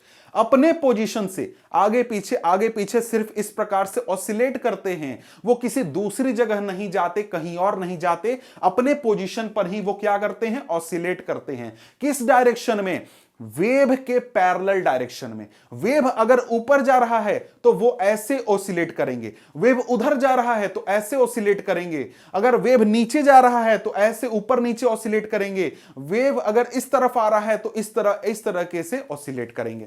तो समझ गए क्या हुआ। कहता है कि this is exactly how a sound wave propagates, hence sound waves are longitudinal waves. Sound waves क्या होते हैं, लॉन्गिट्यूडनल वेव होते हैं, क्योंकि वो वेव के डायरेक्शन में ही, मतलब साउंड के जो मीडियम के पार्टिकल्स हैं वो वेव के डायरेक्शन में ही क्या करते हैं, मोशन करते हैं, ठीक है। अब यहां पर दूसरा टाइप ऑफ वेव क्या हो गया, हमारा ट्रांसवर्स वेव हो गया। ट्रांसवर्स वेव में क्या होता है भाई, अभी तुरंत बताया है। ट्रांसवर्स वेव में जो पार्टिकल्स होते हैं वो अलोंग द डायरेक्शन ऑसिलेशन नहीं करते हैं, बल्कि परपेंडिकुलर या फिर अप एंड डाउन अपने मीन पोजीशन से ऑसिलेशन करते हैं। मतलब कि वेव उधर जा रहा है तो पार्टिकल ऐसे मोशन करेगा, वेव ऊपर जा रहा है तो पार्टिकल ऐसे मोशन करेगा। जिस भी डायरेक्शन में वेव का डायरेक्शन होगा उसके परपेंडिकुलर मोशन होगा यहां पर पार्टिकल्स का, तब हम क्या बोलेंगे कि वो हमारा कैसा वेव है, ट्रांसवर्स वेव है। तो यहां पर फिर से अगर तस्वीर देखें तो तुमको समझने में आसानी होगी कि यहां पर देखो, यहां पर हमारा लॉन्गिट्यूडनल वेव में क्या हुआ, जो यहां पर पार्टिकल्स हैं वो कैसे मोशन कर रहे हैं, आगे पीछे। यानी कि जो हमारा कंप्रेशन रेयरफैक्शन है वो किस डायरेक्शन में क्रिएट हो रहा है, आगे पीछे। लेकिन यहां पर ट्रांसवर्स वेव है, वेव आगे की ओर जा रहा है, लेकिन हमारा कंप्रेशन क्रिएट हो रहा है ऊपर की ओर, रेयरफैक्शन नीचे की ओर। ऐसे हमारे पार्टिकल्स ऑसिलेट कर रहे हैं, ठीक है। इस प्रकार से पार्टिकल्स का ऑसिलेशन हो रहा है। तो यहां पर समझ सकते हो कि साउंड हमारा क्या है, लॉन्गिट्यूडनल वेव है। यानी कि यहां पर साउंड में जब मीडियम के पार्टिकल्स ऑसिलेशन करते हैं तब वो वेव के डायरेक्शन के पैरेलल करते हैं, ठीक है। ये पॉइंट क्लियर है। आगे बढ़ें तो आगे क्या बोलता है भाई, आगे यहां पर देखें तो आगे यही ट्रांसवर्स वेव के बारे में 3-4 पॉइंट है, 3-4 लाइनें देख लेते हैं। कहता है कि thus a transverse wave is a one in which the individual particles of the medium move about their mean position in the direction perpendicular to the direction of wave propagation. ये तो मैंने आपको समझा दिया है। कहता है कि when we drop a pebble in the pond the waves you see in the water surface is an example of transverse wave. जब किसी नदी में या तालाब में, पानी में तुम पत्थर डालते हो और वहां यहां पर जो वाटर वेव क्रिएट होता है वो किसका एग्जाम्पल है? ट्रांसवर्स वेव का एग्जाम्पल है। इसी प्रकार से जब लाइट ट्रैवल करता है तो लाइट भी हमारा ट्रांसवर्स वेव के रूप में ट्रैवल करता है, लेकिन यहां पर जो ऑसिलेशन होता है वो मीडियम के पार्टिकल का नहीं होता, बल्कि यहां पर दूसरा कुछ होता है। ठीक है, तो यहां पर आगे देखें तो आगे हमारे सामने क्या है? अब हमारे सामने अगला टॉपिक है, टॉपिक नंबर 11.2.2, और यह है characteristics of a sound wave. यानी जो साउंड वेव है उसके कैरेक्टरिस्टिक्स को हम लोग समझेंगे कि कोई भी साउंड वेव जो होता है उसमें क्या क्या पॉइंट्स होते हैं, क्या क्या चीजें होती हैं, यह हम लोग यहां पर अब समझने का काम करेंगे। तो जो भी साउंड वेव्स प्रोड्यूस होते हैं उन साउंड वेव्स के कुछ कैरेक्टरिस्टिक्स होते हैं। जैसे कि कोई भी साउंड को अगर हमें डिस्क्राइब करना हो कि भाई साउंड वेव की कैसा है कैसा नहीं है, उसमें क्या कैरेक्टरिस्टिक है, तो उसमें कुछ फीचर्स जैसे कि फ्रीक्वेंसी हो गया, एम्पलीट्यूड हो गया, स्पीड हो गया, और भी चीजें, वेवलेंथ हो गया, ये सब चीजों का हम लोग यूज करते हैं। तो इन चीजों को समझने से पहले, यानी साउंड के कैरेक्टरिस्टिक को समझने से पहले, हम लोग जरा सा साउंड वेव का एक ग्राफिकल रिप्रेजेंटेशन समझ लेते हैं। ठीक है, अब यहां पर देखो, जो हमारे सामने ये तस्वीर है इसमें यहां पर साउंड वेव का ग्राफिकल रिप्रेजेंटेशन दिखाया गया है।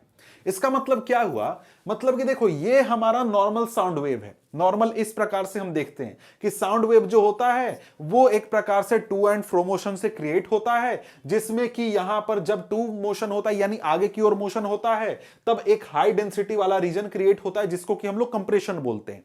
और इसी के साथ साथ एडजेसेंट में क्या क्रिएट होगा? एक low density low pressure area create होगा, जिसको कि रेयरफैक्शन बोलेंगे। ठीक है, अब यहां पर हमने देखा था कि जो साउंड वेव होता है वो एक प्रकार से हमारा डेंसिटी वेरिएशन होता है या फिर हमारा प्रेशर वेरिएशन के रूप में ये ट्रैवल करता है। तो यहां पर हम लोग क्या करेंगे, जो ये हमारा प्रेशर वेरिएशन है इसको हम लोग ग्राफ पे रिप्रेजेंट करेंगे। ग्राफ आपने देखा है, आपने यहां पर distance time graph, velocity time graph, या फिर एक्सेलरेशन का ग्राफ, कई सारे ग्राफ बनाए हैं। इसी प्रकार से हम लोग क्या करेंगे, जो साउंड की वजह से जो साउंड वेव ट्रैवल कर रहा है उसमें जो यहां पर प्रेशर वेरिएशन है या फिर डेंसिटी वेरिएशन है, इसको हम लोग ग्राफ के रूप में बनाएंगे। तो यहां पर क्या है कि देखो, इसको मैं जरा सा अलग से समझा देता हूं कि देखो, हमने क्या किया, एक नॉर्मल सिचुएशन ले लिया। नॉर्मल सिचुएशन मतलब कि यहां पर हम लोग क्या कर रहे हैं, हम लोग जो एक्स एक्सिस ले रहे हैं इसको हमने क्या ले लिया, डिस्टेंस हो गया ये हमारा डिस्टेंस। मतलब कि जो साउंड वेव है वो क्या कर रहा है, आगे की ओर जा रहा है, दूर की ओर जा रहा है। ठीक है, और यहां पर दूसरी पर यानी कि हमने वाई एक्सिस पर क्या ले लिया, हमने वाई एक्सिस पर ले लिया डेंसिटी, या फिर हम ले लेते हैं प्रेशर। कुछ भी ले लो, रिजल्ट हमारा सेम आएगा, डेंसिटी और प्रेशर। अब यहां पर क्या होगा, जब भी हमारा क्या होगा, कंप्रेशन क्रिएट होगा यहां पर, यानी कि हाई प्रेशर एरिया क्रिएट होगा, तो यहां पर नॉर्मल जो प्रेशर रहता है, जैसे मैं यहां पर चुप हो जाऊं, तो यहां पर जब मैं चुप था उस कंडीशन में जो यहां पर पार्टिकल्स थे वो अपने नॉर्मल पोजीशन पर चुपचाप बैठे हुए थे, यानी कि वहां पर डेंसिटी या फिर प्रेशर कितना था, वो प्रेशर या फिर डेंसिटी था, ये जो लाइन हमारा दिख रहा है ना, ये नॉर्मल प्रेशर दिख रहा है जब हमारा कोई भी रेयरफैक्शन या फिर कंप्रेशन नहीं क्रिएट हो।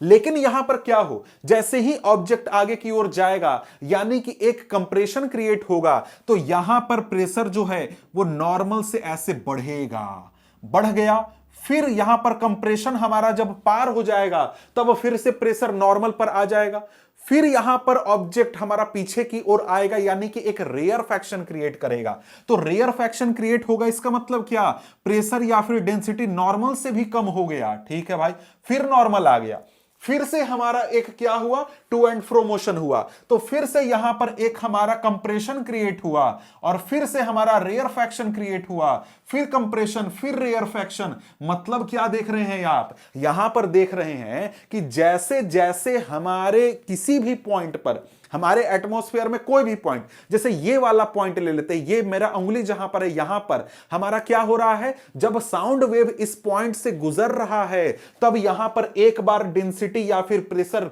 बढ़ता है और फिर प्रेशर कम हो जाता है, डेंसिटी या फिर प्रेशर कम होता है फिर बढ़ जाता है। यानी जब कंप्रेशन आएगा तब क्या होगा, डेंसिटी हाई होगा, रेयरफैक्शन आएगा तब क्या होगा, डेंसिटी हमारा लो होगा, नॉर्मल से भी लो हो जाएगा।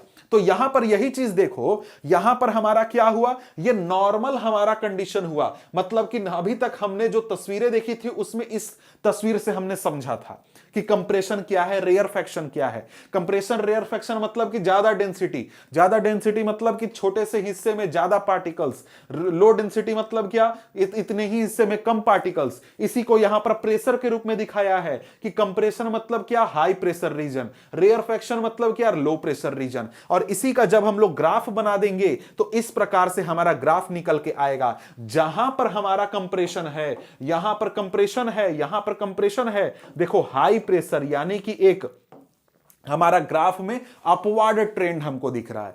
इसी प्रकार से यहां पर हमारा लो प्रेशर एरिया है, लो डेंसिटी एरिया है, यहां पर तुमको क्या दिख रहा है, एक डाउनवर्ड ट्रेंड तुमको दिखाया जा रहा है। तो ये क्यों है, ये इसलिए है क्योंकि जो हमारा यहां पर हमारे एटमॉस्फेयर में डेंसिटी या फिर प्रेशर चेंज हो रहा है उसको हम लोग यहां पर ग्राफ के रूप में दिखा रहे हैं। ठीक है, तो यहां पर आप समझ गए कि यहां पर ये क्या है भाई, ये वाला चीज क्या है। तो ये कुछ नहीं है, ये बस हमारा ग्राफिकल रिप्रेजेंटेशन है हमारे वेव का, साउंड वेव का। ठीक है, ग्राफिकल रिप्रेजेंटेशन समझ गए। तो अब यहां पर जरा सा हम लोग क्या करते हैं, हम लोग आगे बढ़ते हैं और बारी बारी से जो अलग अलग टर्म्स हैं जो कि एक तरीके से साउंड वेव के कैरेक्टरिस्टिक को बताते हैं, उसको डिफाइन करते हैं, उसको समझना शुरू करते हैं। तो सबसे पहली बात कंप्रेशन के साथ शुरू हो रही है। तो कंप्रेशन के बारे में क्या बोल रहा है, वही बोल रहा है जो कि इतनी देर से हम समझ रहे थे। क्या बोल रहा है, compression are the regions where particles are crowded together and represented by a upper portion of the curve. यानी कि यहां पर क्या है भाई, कंप्रेशन क्या है, कंप्रेशन एक ऐसा हिस्सा है जहां पर पार्टिकल्स एक दूसरे के नजदीक होते हैं, जहां पर क्राउड जैसा स्थिति होता है, भीड़ जैसा स्थिति होता है, और इसको हम लोग ग्राफ में एक अपवर्ड हिस्से से शो करते हैं। यानी कि हाई डेंसिटी हम लोग नॉर्मल से ज्यादा यहां पर शो करते हैं, यह हमारा कंप्रेशन शो हो गया। ठीक है, इसके साथ साथ यहां पर कहता है कि the peak represents the region of maximum compression.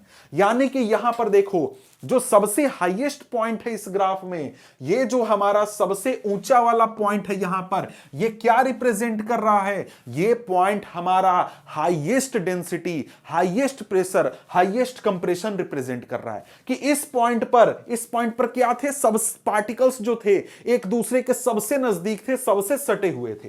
ठीक है, इसके बाद अगर हम आगे देखें तो आगे क्या बोलता है, कहता है कि compressions are region where density as well as pressure is high. ये तो तुमको पता ही है। अब इसके बाद आ जाती है रेयरफेक्शन की बारी। तो रेयरफेक्शन के बारे में बोलता है कि rarefaction are regions of low pressure where particles are spread apart and are represented by valley. यानी कि जो हमारा ग्राफ में नीचे का हिस्सा है, यानी कि जो हमारा नॉर्मल प्रेशर से, नॉर्मल डेंसिटी से भी कम हमारा डेंसिटी हो गया था, कम हमारा प्रेशर हो गया था, यह हमारा क्या है, रेयरफेक्शन है। तो रेयरफेक्शन को इस प्रकार से हम लोग शो करते हैं, रिप्रेजेंट करते हैं। अब यहां पर देखो जो हमारा पीक हमने देखा था जो कि कंप्रेशन की वजह से आ रहा था ग्राफ में, इसको हम लोग क्या बोलेंगे, क्रेस्ट बोलेंगे। और साथ में जो वैली है इसको हम लोग क्या बोलेंगे, ट्रो बोलेंगे। ठीक है, तो यहां पर देखो ये हमारा क्या हो गया, क्रेस्ट। यानी कि जो ये अपवर्ड हिस्सा हो गया ग्राफ का, ये क्या हो गया, ये हमारा हो गया क्रेस्ट।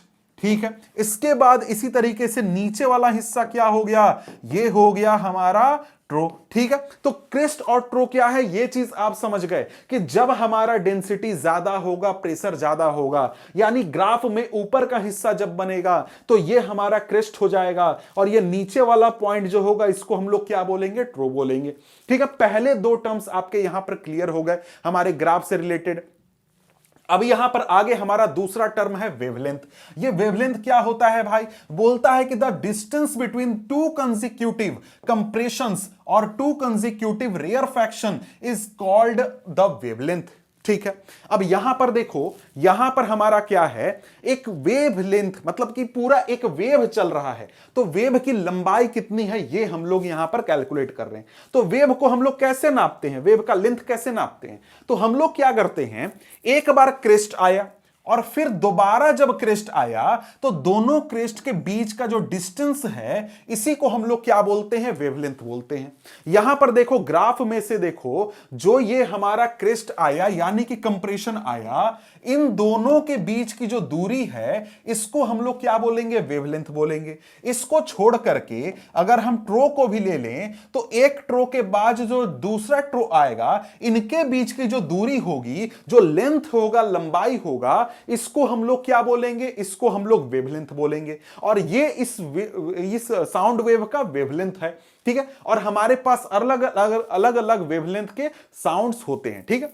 तो यहां पर वेवलेंथ को हम लोग रिप्रेजेंट करते हैं लैम्डा से। तो यहां पर इसको कैसे लिखोगे, ऐसे लिखोगे, ठीक है। ये आपका लैम्डा है, ठीक है। और ये यहां पर वेवलेंथ को इससे रिप्रेजेंट किया जाता है। और वेवलेंथ का ऐसा यूनिट क्या होता है, मीटर होता है। मीटर क्या होता है, मीटर होता है, ठीक है।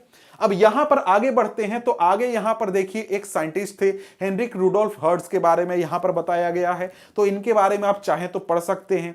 अब यहां पर देखिए, यहां पर हम लोग अब अगला टर्म देख रहे हैं साउंड वेव से रिलेटेड, यह है फ्रीक्वेंसी। फ्रीक्वेंसी क्या होता है भाई, फ्रीक्वेंसी एक तरीके से कोई भी अगर इवेंट हो रहा है, कोई भी चीज हो रहा है, वो कितना जल्दी जल्दी हो रहा है, इसको बताने के लिए हम लोग फ्रीक्वेंसी का यूज करते हैं। जैसे यहां पर मैं क्या करता हूं, मैं एक सेकंड में कितनी बार कोई आवाज, जैसे यहां पर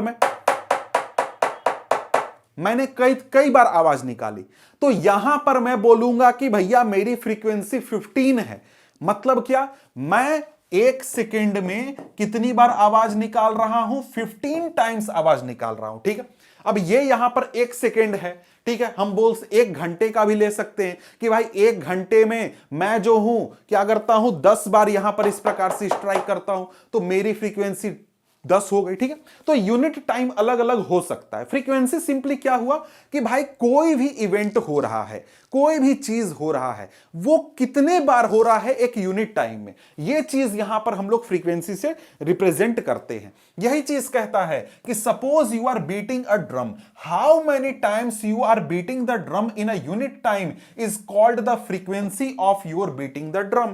कि एक यूनिट टाइम में, एक सेकेंड में, एक मिनट में, एक घंटे में कितनी बार तुम ड्रम बजा रहे हो, यह तुम्हारा क्या होगा, फ्रीक्वेंसी होगा। अगर तुम 10 बार ड्रम को हिट कर रहे हो तो तुम्हारा फ्रीक्वेंसी 10 हो गया। अगर 100 बार हिट कर रहे हो तो फ्रीक्वेंसी 100 हो गया, ठीक है। तो कहता है कि we know that when sound is propagated through a medium, the density of medium oscillate between maximum value and minimum value। मतलब कि जब भी साउंड हमारा ट्रैवल करता है, तो साउंड जब ट्रैवल करता है तो वहां पर एक सीरीज के रूप में ट्रैवल करता है। मतलब एक हाई डेंसिटी एरिया आएगा, फिर लो डेंसिटी, फिर हाई डेंसिटी, फिर लो डेंसिटी, फिर हाई डेंसिटी, फिर लो डेंसिटी। इस प्रकार से यहां पर साउंड वेव हमारा ट्रैवल करता है। मतलब कि डेंसिटी जो है कभी बढ़ता है, कभी कम होता है, कभी बढ़ता है, कभी कम होता है, कभी बढ़ता है, कभी कम होता है। इस प्रकार से हमारा यहां पर क्या होता है, साउंड वेव ट्रैवल करता है, डेंसिटी इस प्रकार से चेंज होता है। कहता है कि the change in density from the maximum value to the minimum value and then again to maximum value makes one complete oscillation। मतलब क्या हुआ कि यहां पर हमारा डेंसिटी चेंज हो रहा है। डेंसिटी था हाईएस्ट, कब हाईएस्ट होगा भैया, यहां पर कंप्रेशन हुआ या फिर क्रेस्ट हमारा है, यहां से हमारा डेंसिटी कम हुआ। डेंसिटी कम होकर दोबारा जब हाईएस्ट होगा ना, तो ये हमारा हो जाएगा एक कंप्लीट ऑसिलेशन। इसको और अच्छे से समझना है तो ये वाला दूसरा एग्जांपल से समझो कि यहां पर हमारा डेंसिटी नॉर्मल था, मतलब नॉर्मल कुछ नहीं है, नॉर्मल पोजीशन पर है। हमारा आया कंप्रेशन, कंप्रेशन आया इस प्रकार से, और फिर रेयरफैक्शन आया, और फिर से हमारा डेंसिटी नॉर्मल हो गया। तो ये हमारा एक बार जब कंप्लीट साइकिल हुआ, ये हमारा क्या होगा, एक कंप्लीट ऑसिलेशन हुआ।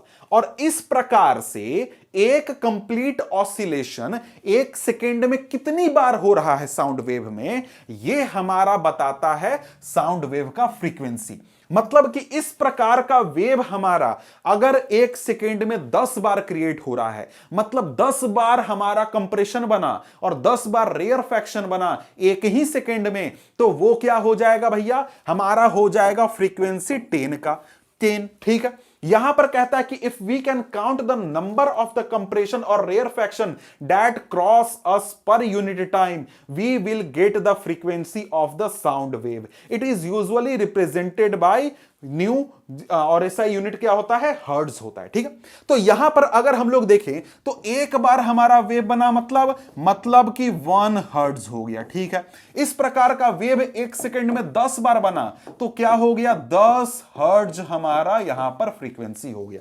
देखो जो साउंड वेव हमारा ट्रैवल करता है वो लगातार आगे की ओर मोशन करते रहता है। जैसे कि देखो यहां पर हमारा कंप्रेशन और रेयरफैक्शन इस प्रकार से आगे बढ़ा, कंप्रेशन बना, रेयरफैक्शन बना, फिर कंप्रेशन, एक कंप्लीट ऑसिलेशन हुआ या नहीं हुआ। यहां देखो कंप्रेशन, रेयरफैक्शन, फिर कंप्रेशन, एक हमारा ऑसिलेशन हुआ और ये एक हुआ, 2 हो गया, फिर 3 हो गया, यहां पर इसके बाद 4 हो गया। तो 1 सेकेंड में अगर इस प्रकार के 4 वेव हमारे गुजरेंगे तो 4 हमारा क्या होगा, 4 हर्ट्ज हमारा होगा फ्रीक्वेंसी। अगर इस प्रकार से 100 गुजरेंगे तो 100 हर्ट्ज हमारा फ्रीक्वेंसी होगा। अगर इस प्रकार से 200 हमारे ऑसिलेशन हो जाएंगे, हमसे होकर के गुजरेंगे, तो यहां पर ये क्या हो जाएगा, 200 हर्ट्ज हो जाएगा। तो फ्रीक्वेंसी एक प्रकार से आप लोग समझ चुके होंगे, उतना कोई खास है नहीं, बहुत सिंपल सा चीज है। ठीक है, अब इसके बाद यहां पर आगे देखिए तो आगे क्या कहता है कि the time taken by 2 consecutive compression और rarefaction to cross a fixed point is called the time period of the wave. Time period of the wave मतलब क्या हुआ, मतलब यहां पर देखो एक कंप्रेशन हमसे होकर के गुजरा, फिर इसके बाद दूसरे कंप्रेशन को हमसे गुजरने में जो समय लगा वो टाइम पीरियड हो गया वेव का। ठीक है, फिर से समझो, एक कंप्रेशन गुजरा, फिर कुछ देर हमने वेट किया, फिर यह दूसरा कंप्रेशन हमसे गुजरा, तो यहां पर एक कंप्रेशन के बाद दूसरे कंप्रेशन या फिर एक रेयरफैक्शन के बाद दूसरे रेयरफैक्शन को गुजरने में जो समय लगा वो क्या है भाई, time period of the wave है। समझ रहे हो, time period of the wave, एक कंप्रेशन आया, कुछ सेकंड या फिर मतलब कुछ मिली सेकंड हमने वेट किया, दूसरा हमारा कंप्रेशन आया, तो एक कंप्लीट ऑसिलेशन होने में, यानी कि एक कंप्लीट ऑसिलेशन होने में जो टाइम लगा यही हमारा क्या होता है, time period of the wave होता है। ठीक है, इसके बाद कहते हैं other words, in other words वही चीज लिखा हुआ है, we can say that the time taken for 1 complete oscillation is called the time period of the sound wave. या तो तुम कह लो कि एक कंप्लीट ऑसिलेशन होने में जो समय लगा वो हमारा time period of the wave हो गया, या फिर हमसे एक कंप्रेशन के बाद दूसरा कंप्रेशन गुजरने में जो हमारा समय लगा वो हमारा टाइम पीरियड हो गया। इसको हम लोग टी से रिप्रेजेंट करते हैं, ऐसा यूनिट इसका सेकंड होता है। ठीक है, और देखो फ्रीक्वेंसी और टाइम पीरियड हमारा एक दूसरे से रिलेटेड होते हैं। Frequency equal to 1/t। क्यों भाई, ऐसा क्यों? अब भाई देखो यहां पर क्या हो रहा है, यहां पर हमारा हो गया 1 सेकेंड में जितने हमारे ये गुजरेंगे वो क्या हो गया, हमारा फ्रीक्वेंसी हो गया। और एक फ्रीक्वेंसी को मतलब एक ऑसिलेशन होने में जो समय लगा वो हमारा क्या हो गया, वो हमारा टाइम पीरियड हो गया। यानी कि यहां पर इन दोनों को एक दूसरे के इनवर्स में तुम निकाल सकते हो। यानी कि अगर तुम क्या करो, यहां पर जैसे कि यहां देखो, यहां पर 1/t कर दोगे तो तुमको क्या मिल जाएगा, तुमको मिल जाएगा फ्रीक्वेंसी, और 1/फ्रीक्वेंसी कर दोगे तो तुमको वेव का टाइम पीरियड मिल जाएगा। तो ये वाला फॉर्मूला ध्यान रखना, आगे तुमको कैलकुलेशन में काम आएगा, क्योंकि यही 2-3 फॉर्मूले हैं जिस पर कि न्यूमेरिकल्स वगैरह बनते हैं। अब यहां पर आगे देखें तो आगे कहता है कि अब violin and flute may both be played at same time in an orchestra, both sound travel through the same medium that is air and arrive at our ear at the same time, both sound travel at the same speed irrespective of the source, but the sound we receive are different. This is due to different characteristic associated with the sound. ठीक है, अब यहां पर कहता है कि देखो एक तुम कहीं ऑर्केस्ट्रा सुनने गए हो, ऑर्केस्ट्रा सुनने गए, वहां पर पियानो बज रहा है, वायलिन बज रहा है, इसके साथ साथ वहां पर तुमको फ्लूट बज रहा है। ये सारे इंस्ट्रूमेंट्स एक साथ बज रहे हैं, एक साथ बज रहे हैं, एक ही मीडियम से ट्रैवल करके तुम्हारे कानों तक पहुंच रहे हैं, एक साथ एक स्पीड से पहुंच रहे हैं, लेकिन फिर भी तुमको सभी साउंड अलग अलग सुनाई दे रहे हैं। क्यों अलग अलग सुनाई दे रहे हैं? क्योंकि जो साउंड है उसके कैरेक्टरिस्टिक अलग अलग हैं। अलग अलग साउंड वेव का यहां पर फ्रीक्वेंसी अलग अलग है, अलग अलग जो साउंड वेव है उनमें पिच अलग अलग है। पिच क्या है भाई? अब देखो यहां पर क्या होता है कि जब अलग अलग फ्रीक्वेंसी के साउंड वेव हमारे ब्रेन तक पहुंचते हैं तो जो ब्रेन है अलग अलग फ्रीक्वेंसी के साउंड वेव को अलग अलग ट्रीट करता है या फिर उनको अलग तरीके से डील करता है, मैनेज करता है, मतलब एक तरीके से इंटरप्रेट करता है। तो यहां पर क्या हुआ, ज्यादा फ्रीक्वेंसी वाले साउंड को हम लोग क्या बोलेंगे कि उसका पिच ज्यादा है। समझ गए? तो पिच एक प्रकार से कह सकते हो कि पिच एक कैरेक्टरिस्टिक है साउंड का जो कि फ्रीक्वेंसी से एसोसिएटेड है। फ्रीक्वेंसी के हिसाब, फ्रीक्वेंसी को किस प्रकार से हमारा ब्रेन इंटरप्रेट कर रहा है, यह पिच होता है। ठीक है, तो यहां पर ज्यादा फ्रीक्वेंसी होगा तो हम बोलेंगे ज्यादा पिच है। जैसे बोलते हैं ना, हाँ, जैसे जो बच्चे लोगों का साउंड होता है, जो पतला आवाज तुम सुनाई देते हो, उसमें क्या है भाई, उसमें हमारा पिच जो है वो क्या है, ज्यादा है। क्यों? फ्रीक्वेंसी ज्यादा है। लेकिन कोई अगर ऐसे बोले, एकदम मोटा आवाज में बोले, मतलब क्या? मतलब कि फ्रीक्वेंसी कम है। फ्रीक्वेंसी कम है इसका मतलब क्या हुआ? मतलब कि पिच कम है। समझ गए? तो मोटा आवाज जो तुम सुनते हो, जो स्पीकर बजाते हो, तो उसमें जो डीजे बजता है, एकदम बास मारता है, एकदम ढम ढम ढम, पूरा घर हिलने लगता है, वो लो फ्रीक्वेंसी साउंड हुआ। लो फ्रीक्वेंसी साउंड हुआ, इसका मतलब क्या हुआ? मतलब कि एक सेकेंड में वहां पर कम साउंड वेव्स बन रहे हैं। ठीक है, लेकिन हाई फ्रीक्वेंसी का मतलब क्या हुआ? एक सेकेंड में ज्यादा फ्रीक्वेंसी बन रहे हैं, बहुत सारे फ्रीक्वेंसी बन रहे हैं, मतलब बहुत सारे यहां पर ऑसिलेशंस हो रहे हैं। और यहां पर ज्यादा फ्रीक्वेंसी ज्यादा पिच, कम फ्रीक्वेंसी कम पिच। ठीक है, अब यहां पर आगे बढ़े तो आगे क्या कहता है कि the faster the vibration of the source the higher is the frequency and the higher is the pitch. जितना फास्ट वाइब्रेशन होगा उतना फास्ट हमारा, उतना ज्यादा फ्रीक्वेंसी होगा और उतना ही ज्यादा हमारा पिच होगा। अब कहता है कि a high pitch sound correspond to more number of compression and rarefaction passing a fixed point per unit time. High यहां पर फ्रीक्वेंसी का मतलब कि एक पॉइंट से, जैसे मैं यहां पर खड़ा हूं, कोई हाई फ्रीक्वेंसी साउंड सुन रहा है, इसका मतलब क्या हुआ? मतलब ज्यादा संख्या में कंप्रेशन और ज्यादा संख्या में रेयरफैक्शन मुझसे गुजर रहे हैं, मुझसे पार हो रहे हैं। समझ गए? तो यहां पर सिंपली देखो, यहां पर ये देखो, हाँ ये वाला एग्जांपल। ठीक है, ये हमारा क्या हो गया, एक सेकेंड, यहां पर ये वाला क्या हो गया, ये हमारा लो पिच साउंड हो गया। लो पिच साउंड मतलब यहां पर कंप्रेशन और रेयरफैक्शन की संख्या कम है, यहां पर हमारा वेव का ऑसिलेशन कम है। यह हमारा हाई पिच साउंड है, मतलब क्या, यहां पर फ्रीक्वेंसी ज्यादा है, यहां पर ज्यादा संख्या में कंप्रेशन और ज्यादा संख्या में रेयरफैक्शन बन रहे हैं। तो यहां पर यह हाई पिच साउंड यानी कि हाई फ्रीक्वेंसी साउंड हो गया, और यह लो पिच साउंड हो गया यानी कि लो फ्रीक्वेंसी साउंड हो गया। ठीक है, अब इसके बाद अगर हम लोग आगे देखते हैं तो आगे यहां पर क्या बोलता है, आगे बोलता है कि objects of different sizes and condition vibrate at different frequencies to produce sounds of different pitch. अलग अलग साइज के जो ऑब्जेक्ट होते हैं, अलग अलग जो ऑब्जेक्ट की कंडीशन होती है, वो जब वाइब्रेट करते हैं तो उनसे जो साउंड निकलता है उनकी फ्रीक्वेंसीज अलग अलग होती हैं, जिसकी वजह से पिच अलग अलग होता है और उसकी वजह से आवाज हमें अलग अलग सुनाई देता है। ठीक है, अब यहां पर आगे बढ़े तो आगे क्या बोलता है कि the magnitude of maximum disturbance in the medium on either side of mean value is called the amplitude of the wave. It is usually represented by letter A. यानी कि कोई वेव है, ठीक है, कोई वेव है यहां पर, और उस वेव में जो हमारा क्रेस्ट बन रहा है या फिर जो हमारा ट्रो बन रहा है वो कितना ज्यादा बड़ा या फिर कितना ज्यादा छोटा बन रहा है, ये हमारा एम्पलीट्यूड बताता है।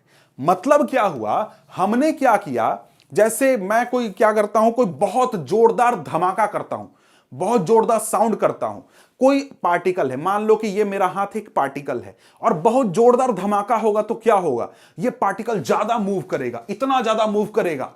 तो यहां पर क्या हुआ, अपने मीन पोजीशन से ये ज्यादा दूर तक गया और फिर ज्यादा पीछे गया, मतलब कि यहां पर कंप्रेशन ज्यादा बना, समझ गए, और यहां पर रेयरफैक्शन भी ज्यादा बना। ठीक है, और इसी तरीके से मान लो क्या करता हूं मैं, एक छोटा सा बम फोड़ देता हूं, छोटा सा कोई आवाज करता हूं, जैसे ये आवाज हो गया।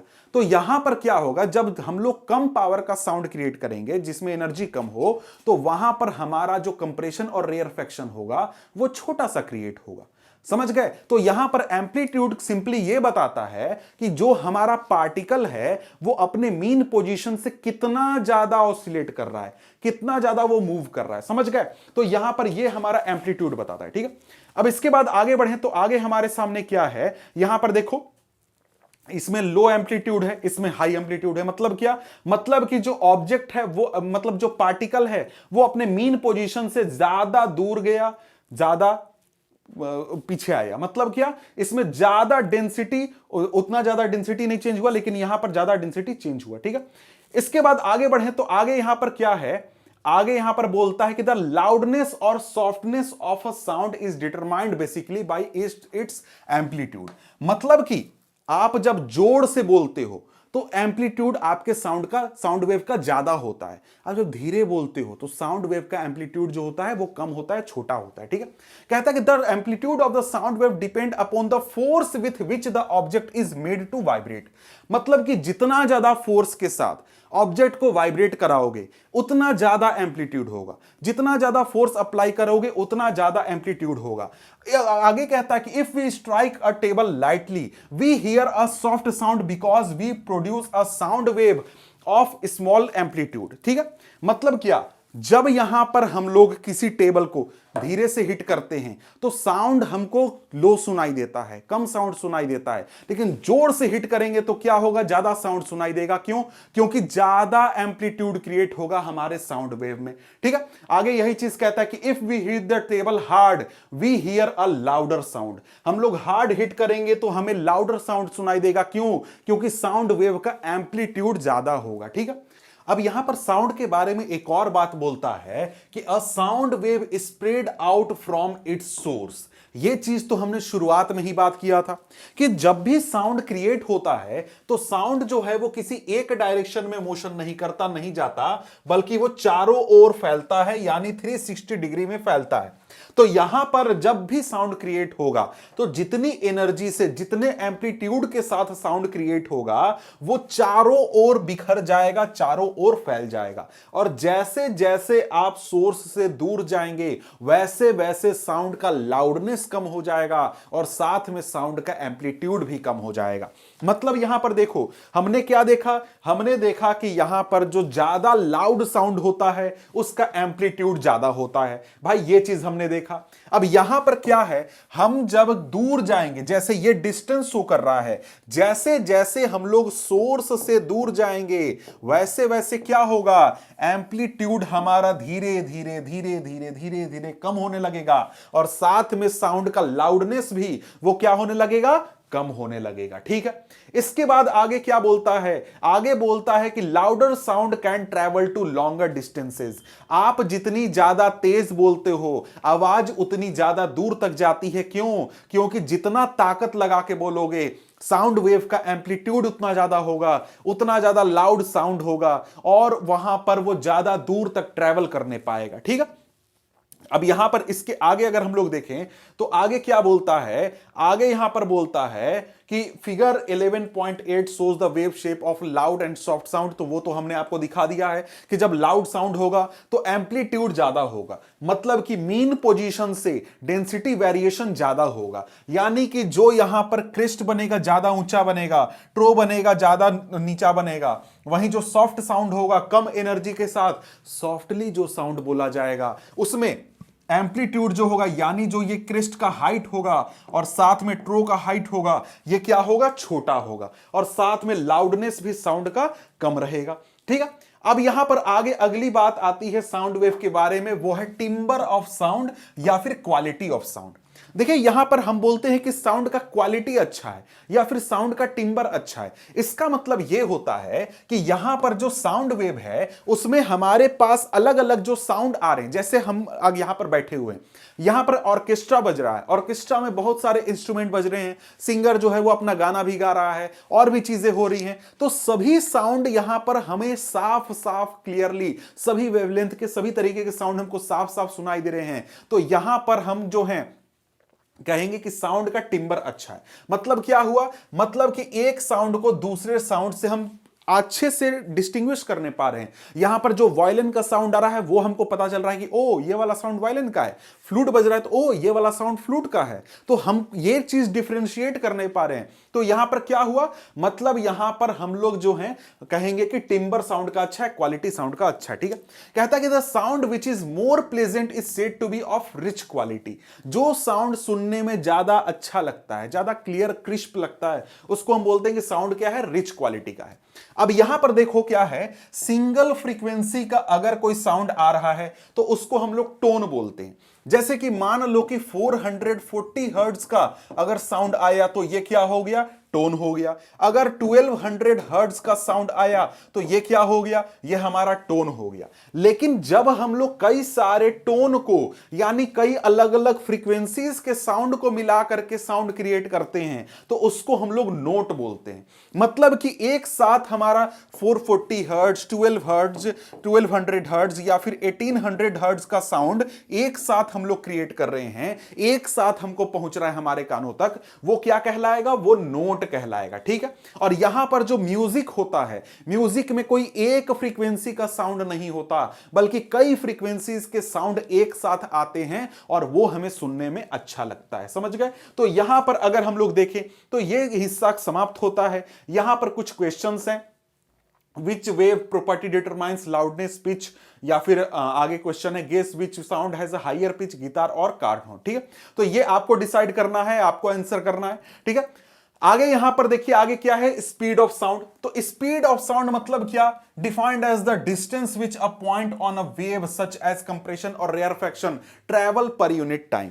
यानी वेव का कोई भी पॉइंट, वेव का या तो कंप्रेशन या तो रेयरफेक्शन, एक यूनिट टाइम में कितना डिस्टेंस ट्रैवल करेगा वो हमारा क्या हो जाएगा, स्पीड हो जाएगा। तो स्पीड का फॉर्मूला तो आपको सिंपल सा पता है, v equal to distance upon time. लेकिन यहां पर फॉर्मूला आप क्या देख रहे हैं, फॉर्मूला में यहां पर आ जाता है, यहां पर आपका आ गया वेवलेंथ, वेवलेंथ, और यहां पर बटा में क्या आ गया, टाइम पीरियड। अब ऐसा क्यों आ गया, क्योंकि यहां पर वेवलेंथ क्या है भाई, एक वेव ऑसिलेशन का यहां पर लेंथ है। ठीक है, मतलब कि क्रेस्ट से हमारा फिर से क्रेस्ट आया तो वो क्या हो गया, हमारा वेवलेंथ हो गया। और एक वेव ऑसिलेशन को होने में जो समय लगा वो हमारा टाइम पीरियड हो गया। तो स्पीड का ये फॉर्मूला आप लिख सकते हैं, वेवलेंथ का आपको पता है कि लैम्डा होता है और टाइम पीरियड का टी होता है, तो इसलिए लैम्डा अपॉन टी यहां पर लिखा गया है।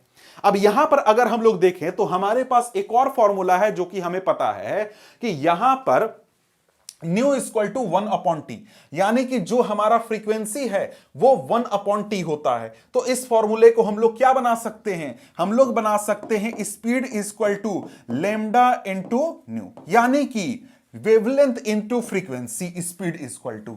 यही देखिए दो तीन फॉर्मूले हैं जिसको कि आपको ध्यान रखना है, जिससे कि क्वेश्चन वगैरह न्यूमेरिकल्स वगैरह बनते हैं। ठीक है, एक ये हो गया, ये वाला हो गया, इसके ऊपर वाला, और एक और पहले था। कहता है कि the speed of sound remains almost the same for all frequency in a given medium under the same physical condition. मतलब क्या है कि इस कमरे में जो फिजिकल कंडीशन है, यानी इस कमरे का जो टेम्परेचर है, इस कमरे का जो यहां पर और भी जो कंडीशंस हैं, यानी जो मीडियम है, वो सब सेम है। तो यहां पर कोई भी साउंड वेव ट्रैवल करेगा, चाहे उसकी कितनी भी फ्रीक्वेंसी हो, उसका स्पीड क्या होगा, सेम होगा।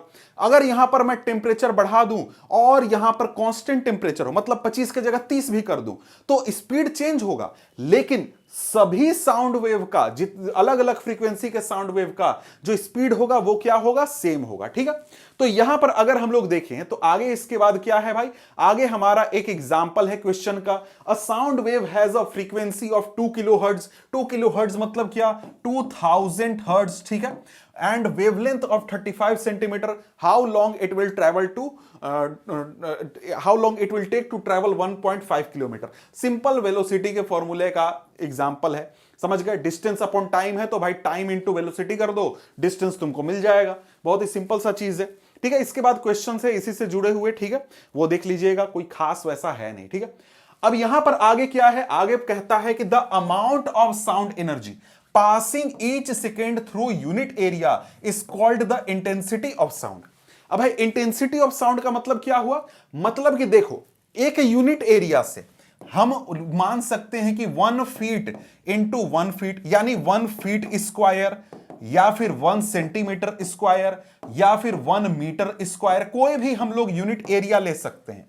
इस यूनिट एरिया से 1 सेकेंड में कितना साउंड गुजर रहा है, कितना साउंड पास हो रहा है, उसको हम लोग क्या बोलते हैं, इंटेंसिटी ऑफ साउंड। ठीक है, जो तुमने डेसिबल्स वगैरह सुने होंगे ना, उसकी बात यहां पर हो गई। लेकिन यहां देखो, इंटेंसिटी और साथ में लाउडनेस में लोग यहां पर कंफ्यूज कर जाते हैं। लेकिन यहां पर यह जान लो कि लाउडनेस और इंटेंसिटी अलग अलग चीज है। इंटेंसिटी एक प्रकार से मेजरमेंट है कि साउंड कितना पावरफुल है, कितना साउंड आ रहा है, इसको हम लोग इंटेंसिटी से मेजर कर सकते हैं। लाउडनेस क्या है, लाउडनेस नाम का कोई चीज नहीं, उसको मेजर नहीं कर सकते हैं। कोई साउंड हमको कितना तेज सुनाई दे रहा है, कितना तेज हमें लग रहा है, उसको हम लोग लाउडनेस बोलते हैं। ठीक है, जैसे कि अगर कहीं डीजे बज रहा है, पूरा हिल रहा है घर, हम बोले यार बहुत लाउड साउंड है, बहुत लाउड साउंड है, समझ गए। तो यहां पर लाउडनेस और इंटेंसिटी अलग अलग चीज है। तो कहता है यही चीज, loudness is a measure of response of the ear to the sound. मतलब हमारा ईयर किस प्रकार से रिस्पॉन्स कर रहा है साउंड से, वो हमारा लाउडनेस हो गया। लेकिन इंटेंसिटी क्या हो गया, एक यूनिट एरिया से कितना साउंड गुजर रहा है, कितना साउंड पास हो रहा है, साउंड एनर्जी, ये हमारा क्या होता है, ये हमारा इंटेंसिटी ऑफ साउंड होता है। ठीक है, अब कहता है कि even when two sounds are of equal intensity we may hear one as louder than the other simply because our ear detects it better. कहता है कि देखो, दो साउंड हमारे पास आए, दोनों का इंटेंसिटी सेम है, ठीक है, लेकिन हमें ऐसा लगेगा कि एक साउंड जो है वो ज्यादा लाउड है दूसरे साउंड के कंपैरिजन में। क्यों? क्योंकि एक साउंड को हमारा ईयर जो है अच्छे से डिटेक्ट कर सकता है। मतलब लाउडनेस हमारा कोई फिजिकल क्वांटिटी नहीं है, लाउडनेस सिंपली बात है कि हमारा ईयर किस साउंड को डिटेक्ट करने पा रहा है, अच्छे से रिस्पॉन्स करने पा रहा है। ठीक है, अब इसके बाद यहां पर आगे हमारे सामने आ जाता है topic speed of sound in different media.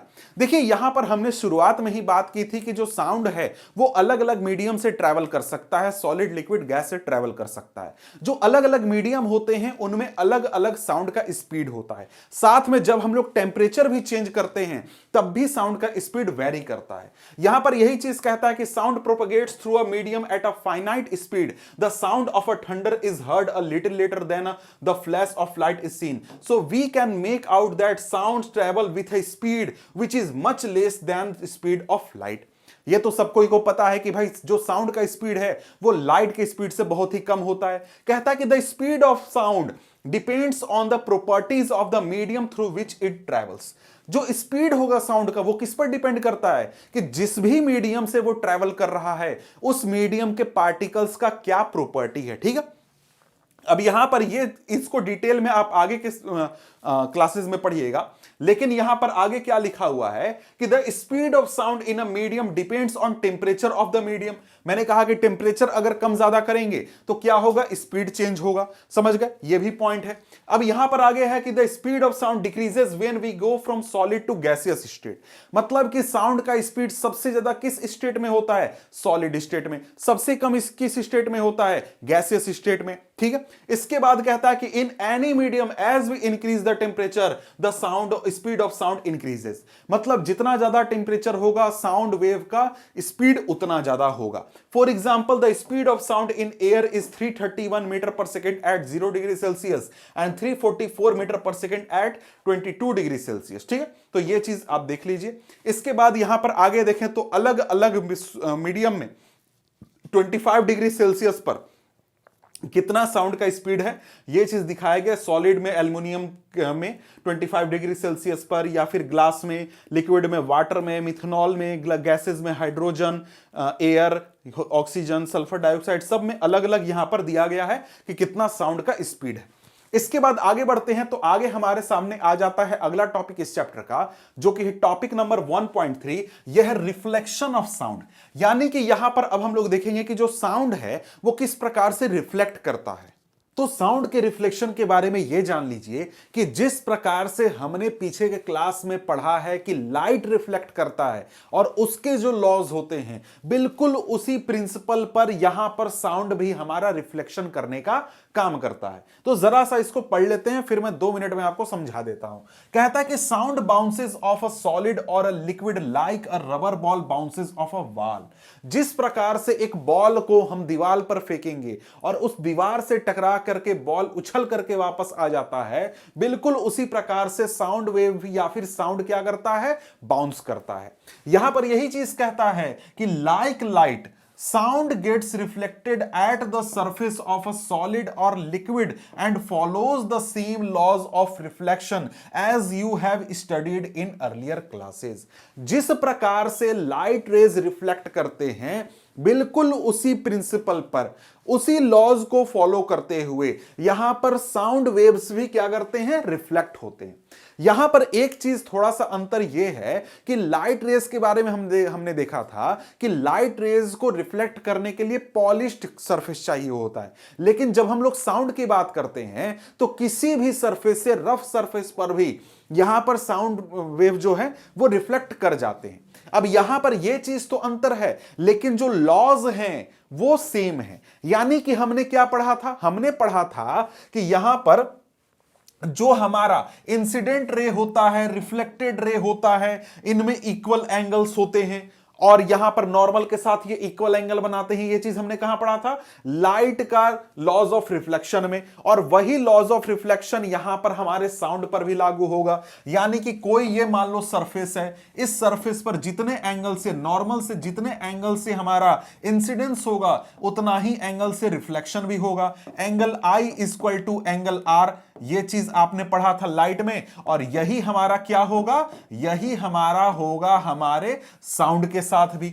दूसरा हमने लॉ क्या पढ़ा था, हमने लॉ पढ़ा था कि यहां पर जो हमारे जो यहां पर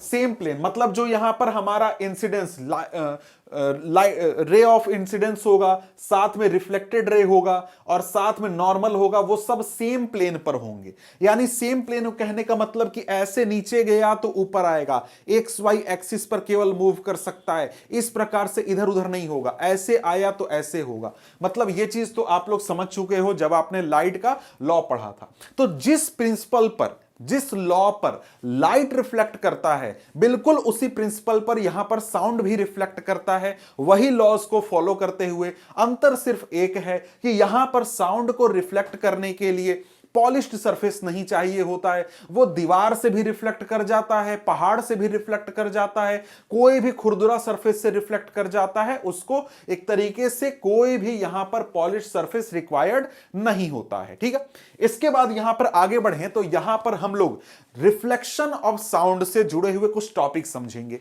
यहां पर सबसे पहले हमारा आ जाता है इको। ठीक है, इको क्या होता है भाई? अब यहां पर बात क्या है कि जब भी हम लोग कहीं जाते हैं, किसी बड़े से दीवार के सामने या किसी बड़े बिल्डिंग के सामने जाकर के खड़े होते हैं और वहां पर जाकर के अगर हम कोई आवाज निकालते हैं या फिर कोई क्लैप करते हैं, तो वहां पर वही सेम साउंड कुछ समय के बाद हमको सुनाई देता है। तो ये जो साउंड दोबारा से हमको सुनाई देता है, इसी साउंड को हम लोग क्या बोलते हैं, इको बोलते हैं। अब ये साउंड दोबारा हमें सुनाई क्यों दिया? सुनाई इसलिए दिया क्योंकि यहां पर हमने अभी तुरंत देखा कि भाई साउंड वेव क्या करते हैं, रिफ्लेक्ट करते हैं। तो जब हम बोलते हैं, चिल्लाते हैं, तो पास में जो बड़ी सी दीवार है या कोई बिल्डिंग है, उस पर साउंड जाकर के टकराती है और साउंड वेव टकरा करके वापस हमारे पास जब आती है तो हमको वो एक अलग साउंड लगता है और वही साउंड को हम क्या बोलते हैं, इको बोलते हैं। ठीक है, अब यहां पर देखिए, इको आपको हमेशा नहीं सुनाई देता है। जैसे मैं इस कमरे में खड़ा हूं और यहां पर मैं जो बोल रहा हूं वो मेरे सामने के दीवार से टकरा करके वापस आ रही है। इस तरफ, इस तरफ, इस तरफ, सब तरफ दीवार है, लेकिन सभी तरफ से रिफ्लेक्शन हो रहा है या नहीं? जी हां, बिल्कुल हो रहा है, लेकिन मुझे इको सुनाई नहीं दे रहा है। क्यों नहीं दे रहा है? क्योंकि यहां पर इको होने के लिए एक कंडीशन होता है। कंडीशन यह होता है कि देखो, कोई भी तुम आवाज सुनते हो ना, तो वो आवाज तुम्हारे दिमाग में 0.1 सेकेंड तक रहती है, और यहां पर कोई भी नया आवाज तुम्हारे दिमाग में 0.1 सेकंड के बाद आएगा, तभी तुम्हारा दिमाग उसको एक नए आवाज के रूप में ट्रीट करता है। समझ गए? तो यहां पर इको होने के लिए कंडीशन यह है कि जब मैं बोलूं और यहां पर रिफ्लेक्शन हो, किसी सरफेस से टकरा करके रिफ्लेक्ट होकर के साउंड वापस आए, तो वो साउंड अगर मेरे कानों तक 0.1 सेकेंड के बाद पहुंचेगा, तब मैं उसे एक अलग आवाज के रूप में सुनूंगा। लेकिन अगर 0.1 सेकेंड के पहले पहुंच गया तो मुझे इको का पता नहीं चलेगा, इको जैसा कुछ फील ही नहीं होगा। जैसे मैं बोला हेलो, तो कुछ देर के बाद यहां पर 0.1 सेकेंड के बाद साउंड वापस आया और मुझे सुनाई देगा हेलो, तब मुझे लगेगा कि ओ यहां देखो इको हो रहा है। लेकिन मैंने बोला हेलो और यहां पर देखो मेरे कमरे में जो ये दीवार है मुझसे 5 फीट दूर है, ये दीवार मुझसे 5 फीट दूर, ये दीवार 10 फीट दूर है, तो यहां पर ये जो साउंड वेव यहां से टकरा के वापस आ रहा है ना, वो मुझ तक 0.1 सेकेंड से पहले पहुंच जा रहा है, इसलिए मुझे इको का एहसास नहीं हो रहा है। समझ गए? तो यहां पर यही चीज कहता है कि to hear a distinct echo the time interval between the original sound and the reflected one must be at least 0.1 second. कि भाई जो आपका ओरिजिनल साउंड है और जो रिफ्लेक्ट होकर के साउंड वेव आ रहा है, उसके बीच में गैप कितना होना चाहिए? 0.1 सेकेंड का गैप होना चाहिए। अब यहां पर इस गैप को यूज करके, इस टाइम पीरियड को यूज करके हम लोग डिस्टेंस कैलकुलेट कर सकते हैं कि भाई कोई सरफेस, कोई दीवार या कोई बिल्डिंग हमसे कितनी दूर पर होगा तब हमको इको सुनाई देगा।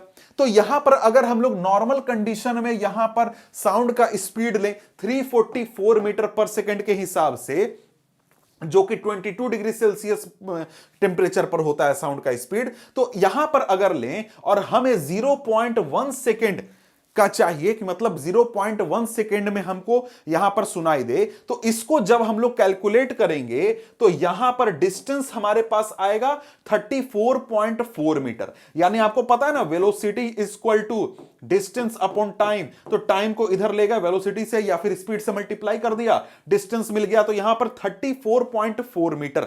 मतलब कि यहां पर जो साउंड है हमारे सामने, ये साउंड हमसे यहां से साउंड प्रोड्यूस हुआ, दीवार तक गया और वापस हम तक आने का टोटल डिस्टेंस कितना होना चाहिए?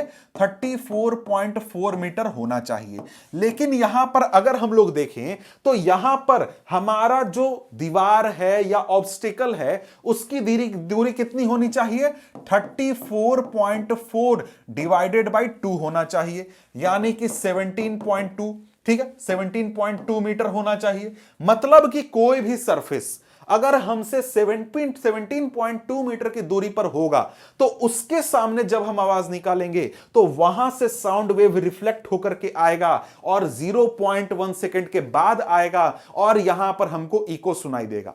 अगर यहां पर 17.2 मीटर से नजदीक अगर ऑब्जेक्ट हो गया तो इको सुनाई नहीं देगा, 17.2 मीटर से दूर अगर है तो सुनाई दे देगा, क्योंकि 0.1 सेकेंड से ज्यादा टाइम लेगा। तो यहां पर इको का कंडीशन आप समझ गए कि इको का क्या कंडीशन होता है, कि जो ऑब्स्टेकल है वो हमसे कितना दूर हो, 17.2 मीटर के डिस्टेंस पर हो। ठीक है, यहां पर देखिए 17.2 मीटर लिखा हुआ है।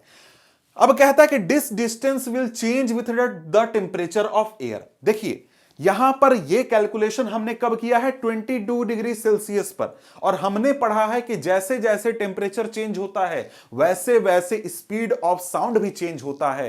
तो अलग अलग टेम्परेचर पर यह जो डिस्टेंस है हमारा, यह भी चेंज हो जाएगा, क्योंकि स्पीड ऑफ साउंड चेंज हो जाएगा। समझ गए?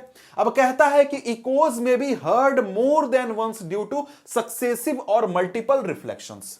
क्या होता है कि कई बार जब हम लोग जाते हैं और बोलते हैं तो हमें एक इको सुनाई नहीं देता, बल्कि कई इको सुनाई देते हैं। जैसे हम बोलते हैं हेलो, तो फिर हमें सुनाई देगा hello hello hello hello hello hello hello. इस प्रकार से हमको इको सुनाई देता है। क्यों सुनाई देता है भाई?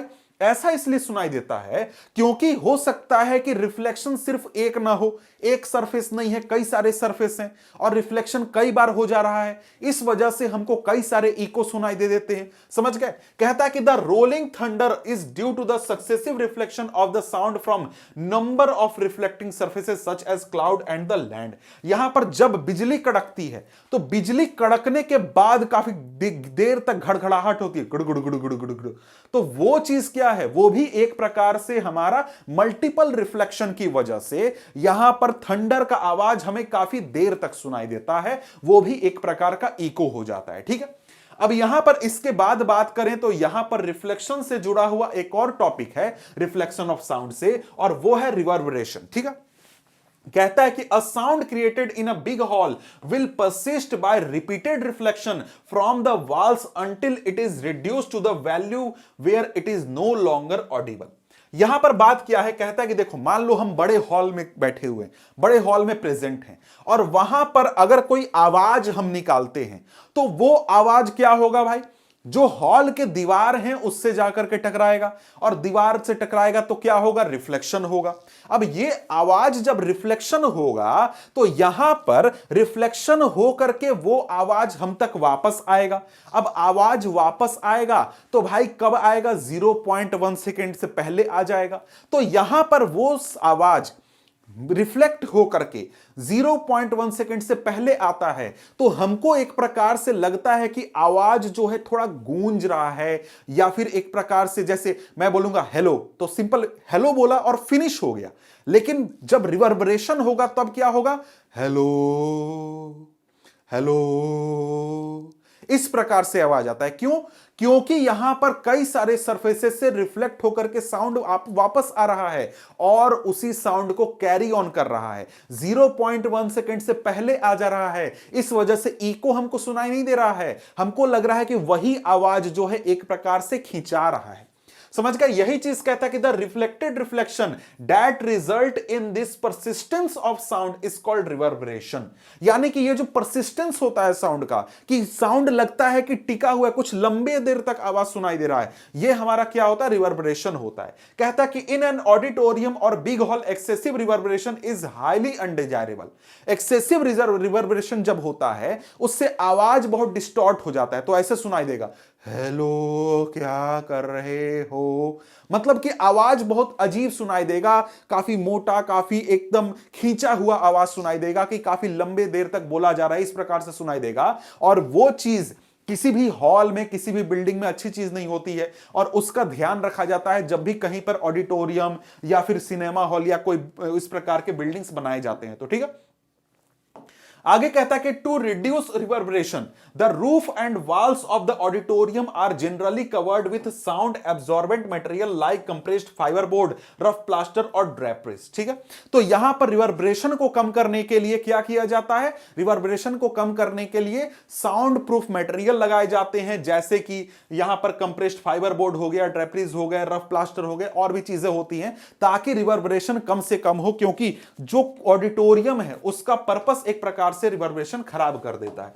देखिए यहां पर आपने इको समझ लिया क्या हुआ, इको में आवाज गया, टकरा करके वापस आया, एक वही आवाज हमको अलग सुनाई दिया। जैसे मैंने बोला हेलो तो हमको सुनाई देगा दोबारा हेलो, दोबारा सुनाई देगा, एक अलग आवाज हमको लगेगा।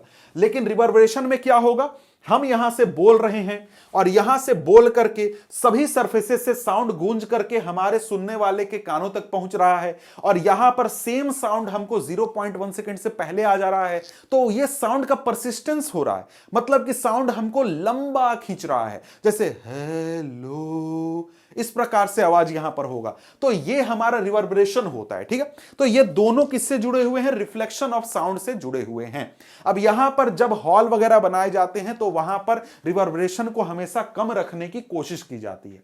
अब इसके बाद यहां पर आगे बढ़े तो आगे यहां पर आपका क्या है, क्वेश्चन है ठीक है, क्वेश्चन यहां पर देख लीजिएगा, कुछ खास नहीं है, सिंपल छोटा मोटा कैलकुलेशन है। अब यहां पर आगे है uses of multiple reflection of sound. Multiple reflection के क्या यूज होते हैं भाई? तो जो भी मेगाफोन होता है, लाउड हेलर, हॉर्न या फिर म्यूजिकल इंस्ट्रूमेंट बनाए जाते हैं, उनमें आपको यहां पर मल्टीपल रिफ्लेक्शन का यूज किया जाता है। आपने कहीं पर सैक्सोफोन देखा हो, मेगाफोन देखा हो, हॉर्न देखा हो, उन सब में आप देखिएगा कि यहां पर इस प्रकार से आपको डिजाइन होता है, इस प्रकार से सरफेस बनाए जाते हैं। क्यों? ताकि यहां पर जो साउंड है उसका मल्टीपल रिफ्लेक्शन किया जा सके, इस सभी दीवालों से रिफ्लेक्शन हो और साउंड की इंटेंसिटी इस डायरेक्शन में बढ़ाई जा सके, एक खास डायरेक्शन में बढ़ाई जा सके। इसलिए यहां पर मल्टीपल रिफ्लेक्शन करने के लिए इस स्टेप का यूज किया जाता है। ठीक है, इसके बाद आगे बढ़े तो आगे हमारे सामने क्या है? आगे यहां पर हमारे सामने दूसरा पॉइंट है कि जो यहां पर डॉक्टर्स स्टेथोस्कोप यूज करते हैं उसमें भी मल्टीपल रिफ्लेक्शन का यूज किया जाता है। स्टेथोस्कोप के बारे में तो आपको पता होगा कि स्टेथोस्कोप एक प्रकार का मेडिकल इंस्ट्रूमेंट है जो बॉडी के साउंड्स होते हैं उनको सुनने के लिए यूज किया जाता है। जनरली डॉक्टर्स हार्ट के साउंड या फिर लंग्स में कोई अगर डिफेक्ट है, प्रॉब्लम है, उसके साउंड को सुनने के लिए यहां पर यूज करते हैं। ठीक है, तो यहां पर क्या होता है? यहां पर ये जो छोटा सा हिस्सा होता है जो कि किसी भी पर्सन के हार्ट पर लगाया जाता है, यहां पर एक प्रकार का सरफेस होता है जो कि वाइब्रेशन को डिटेक्ट करता है और वहां से जो साउंड होता है उसको मल्टीपल रिफ्लेक्शन के जरिए, पाइप के जरिए यहां पर डॉक्टर के कानों तक पहुंचाया जाता है और यहां पर डॉक्टर उसको सुनने पाता है। समझ गए? और यहां पर उसमें कोई एबनॉर्मलिटी होती है तो उसको वो डिटेक्ट करने पाता है।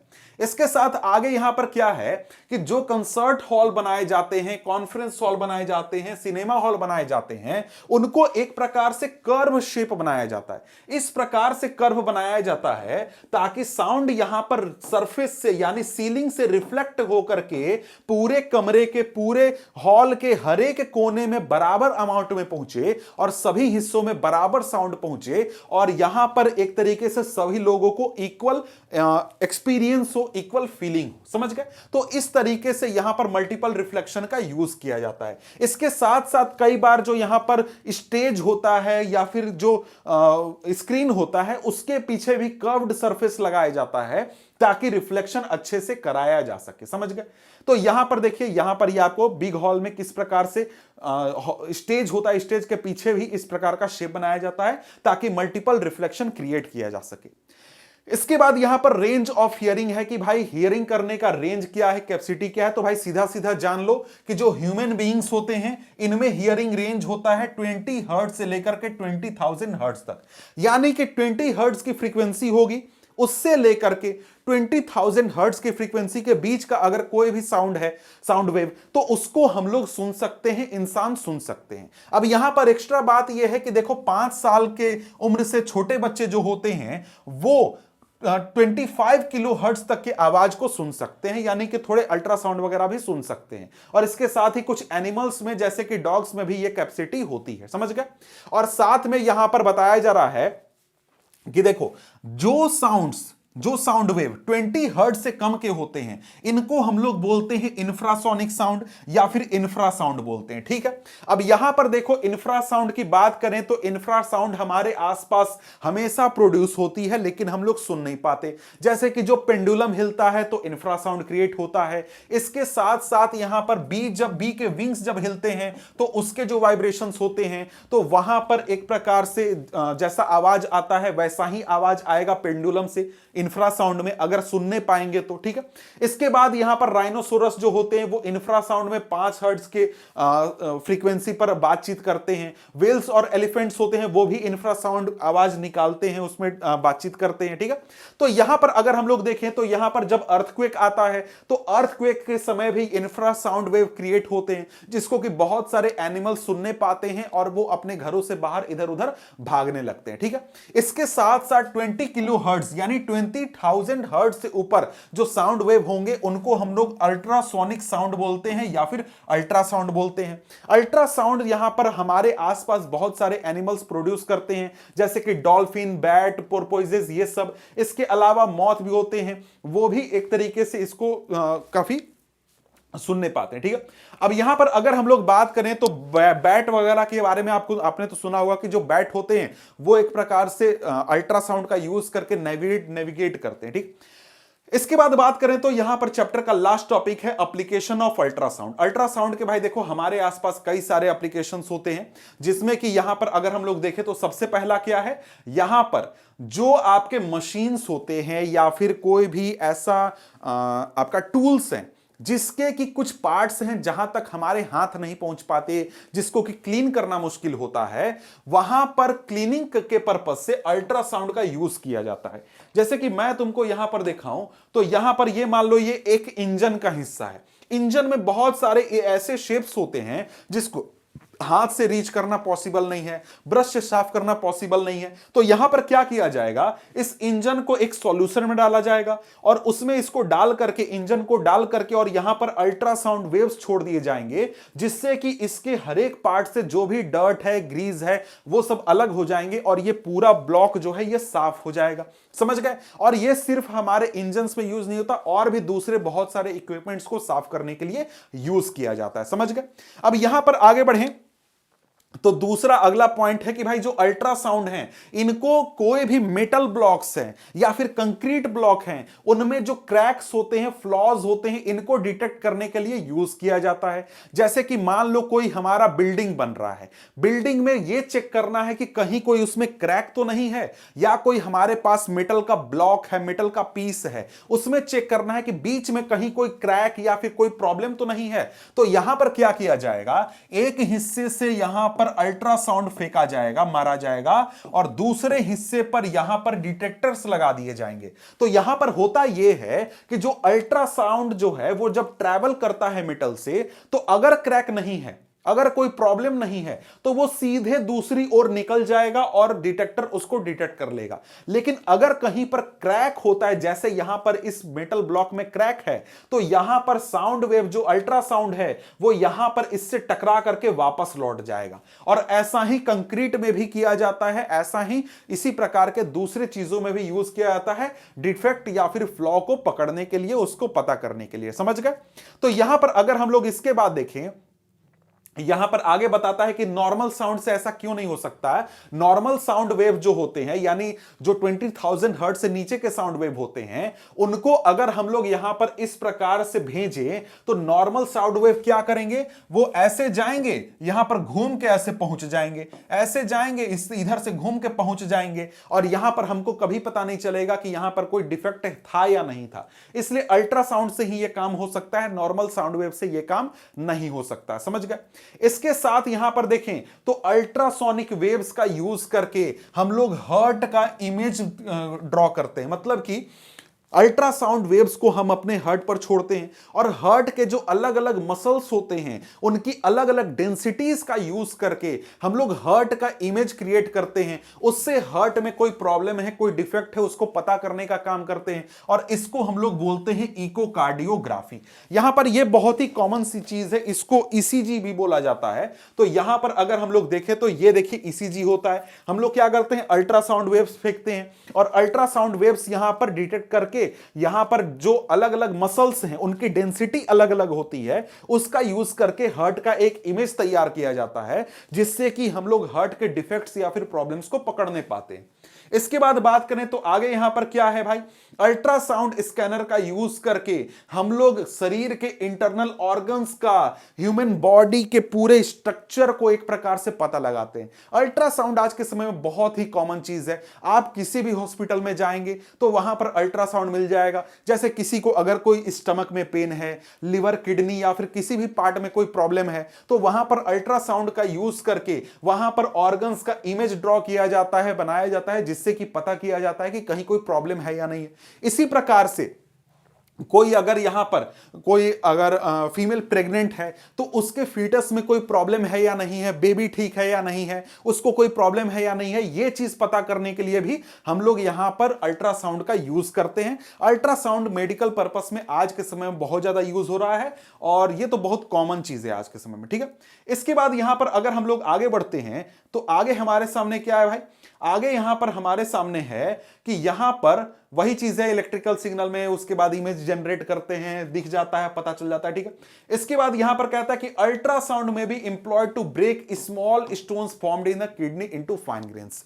क्या होता है कि कई बार हमारे किडनी में अच्छी तरीके से पानी नहीं पीने से और भी तरीके के प्रॉब्लम की वजह से हमारे किडनी में स्टोन्स बन जाते हैं, और उन स्टोन्स को तोड़ने के लिए, उन स्टोन्स को खत्म करने के लिए अल्ट्रासाउंड का यूज किया जाता है। और अल्ट्रासाउंड से ये जो स्टोन्स हैं छोटे छोटे ग्रेन्स में टूट जाते हैं और वो फिर आपके यूरिन के माध्यम से शरीर से बाहर निकल जाते हैं। तो ये भी एक प्रकार का बहुत इंपॉर्टेंट यूज है अल्ट्रासाउंड का। तो ये सारे आपके अल्ट्रासाउंड के यूजेस हो गए। तो यहां पर अगर हम लोग देखें तो चैप्टर हमारा समाप्त होता है। यहां पर एक प्रकार का समरी आप चाहें तो इसको पढ़ सकते हैं ताकि आपका रिवीजन हो जाए। तो मिलते हैं हम आपसे अगले वीडियो में अगले चैप्टर के साथ, तब तक के लिए गुड बाय।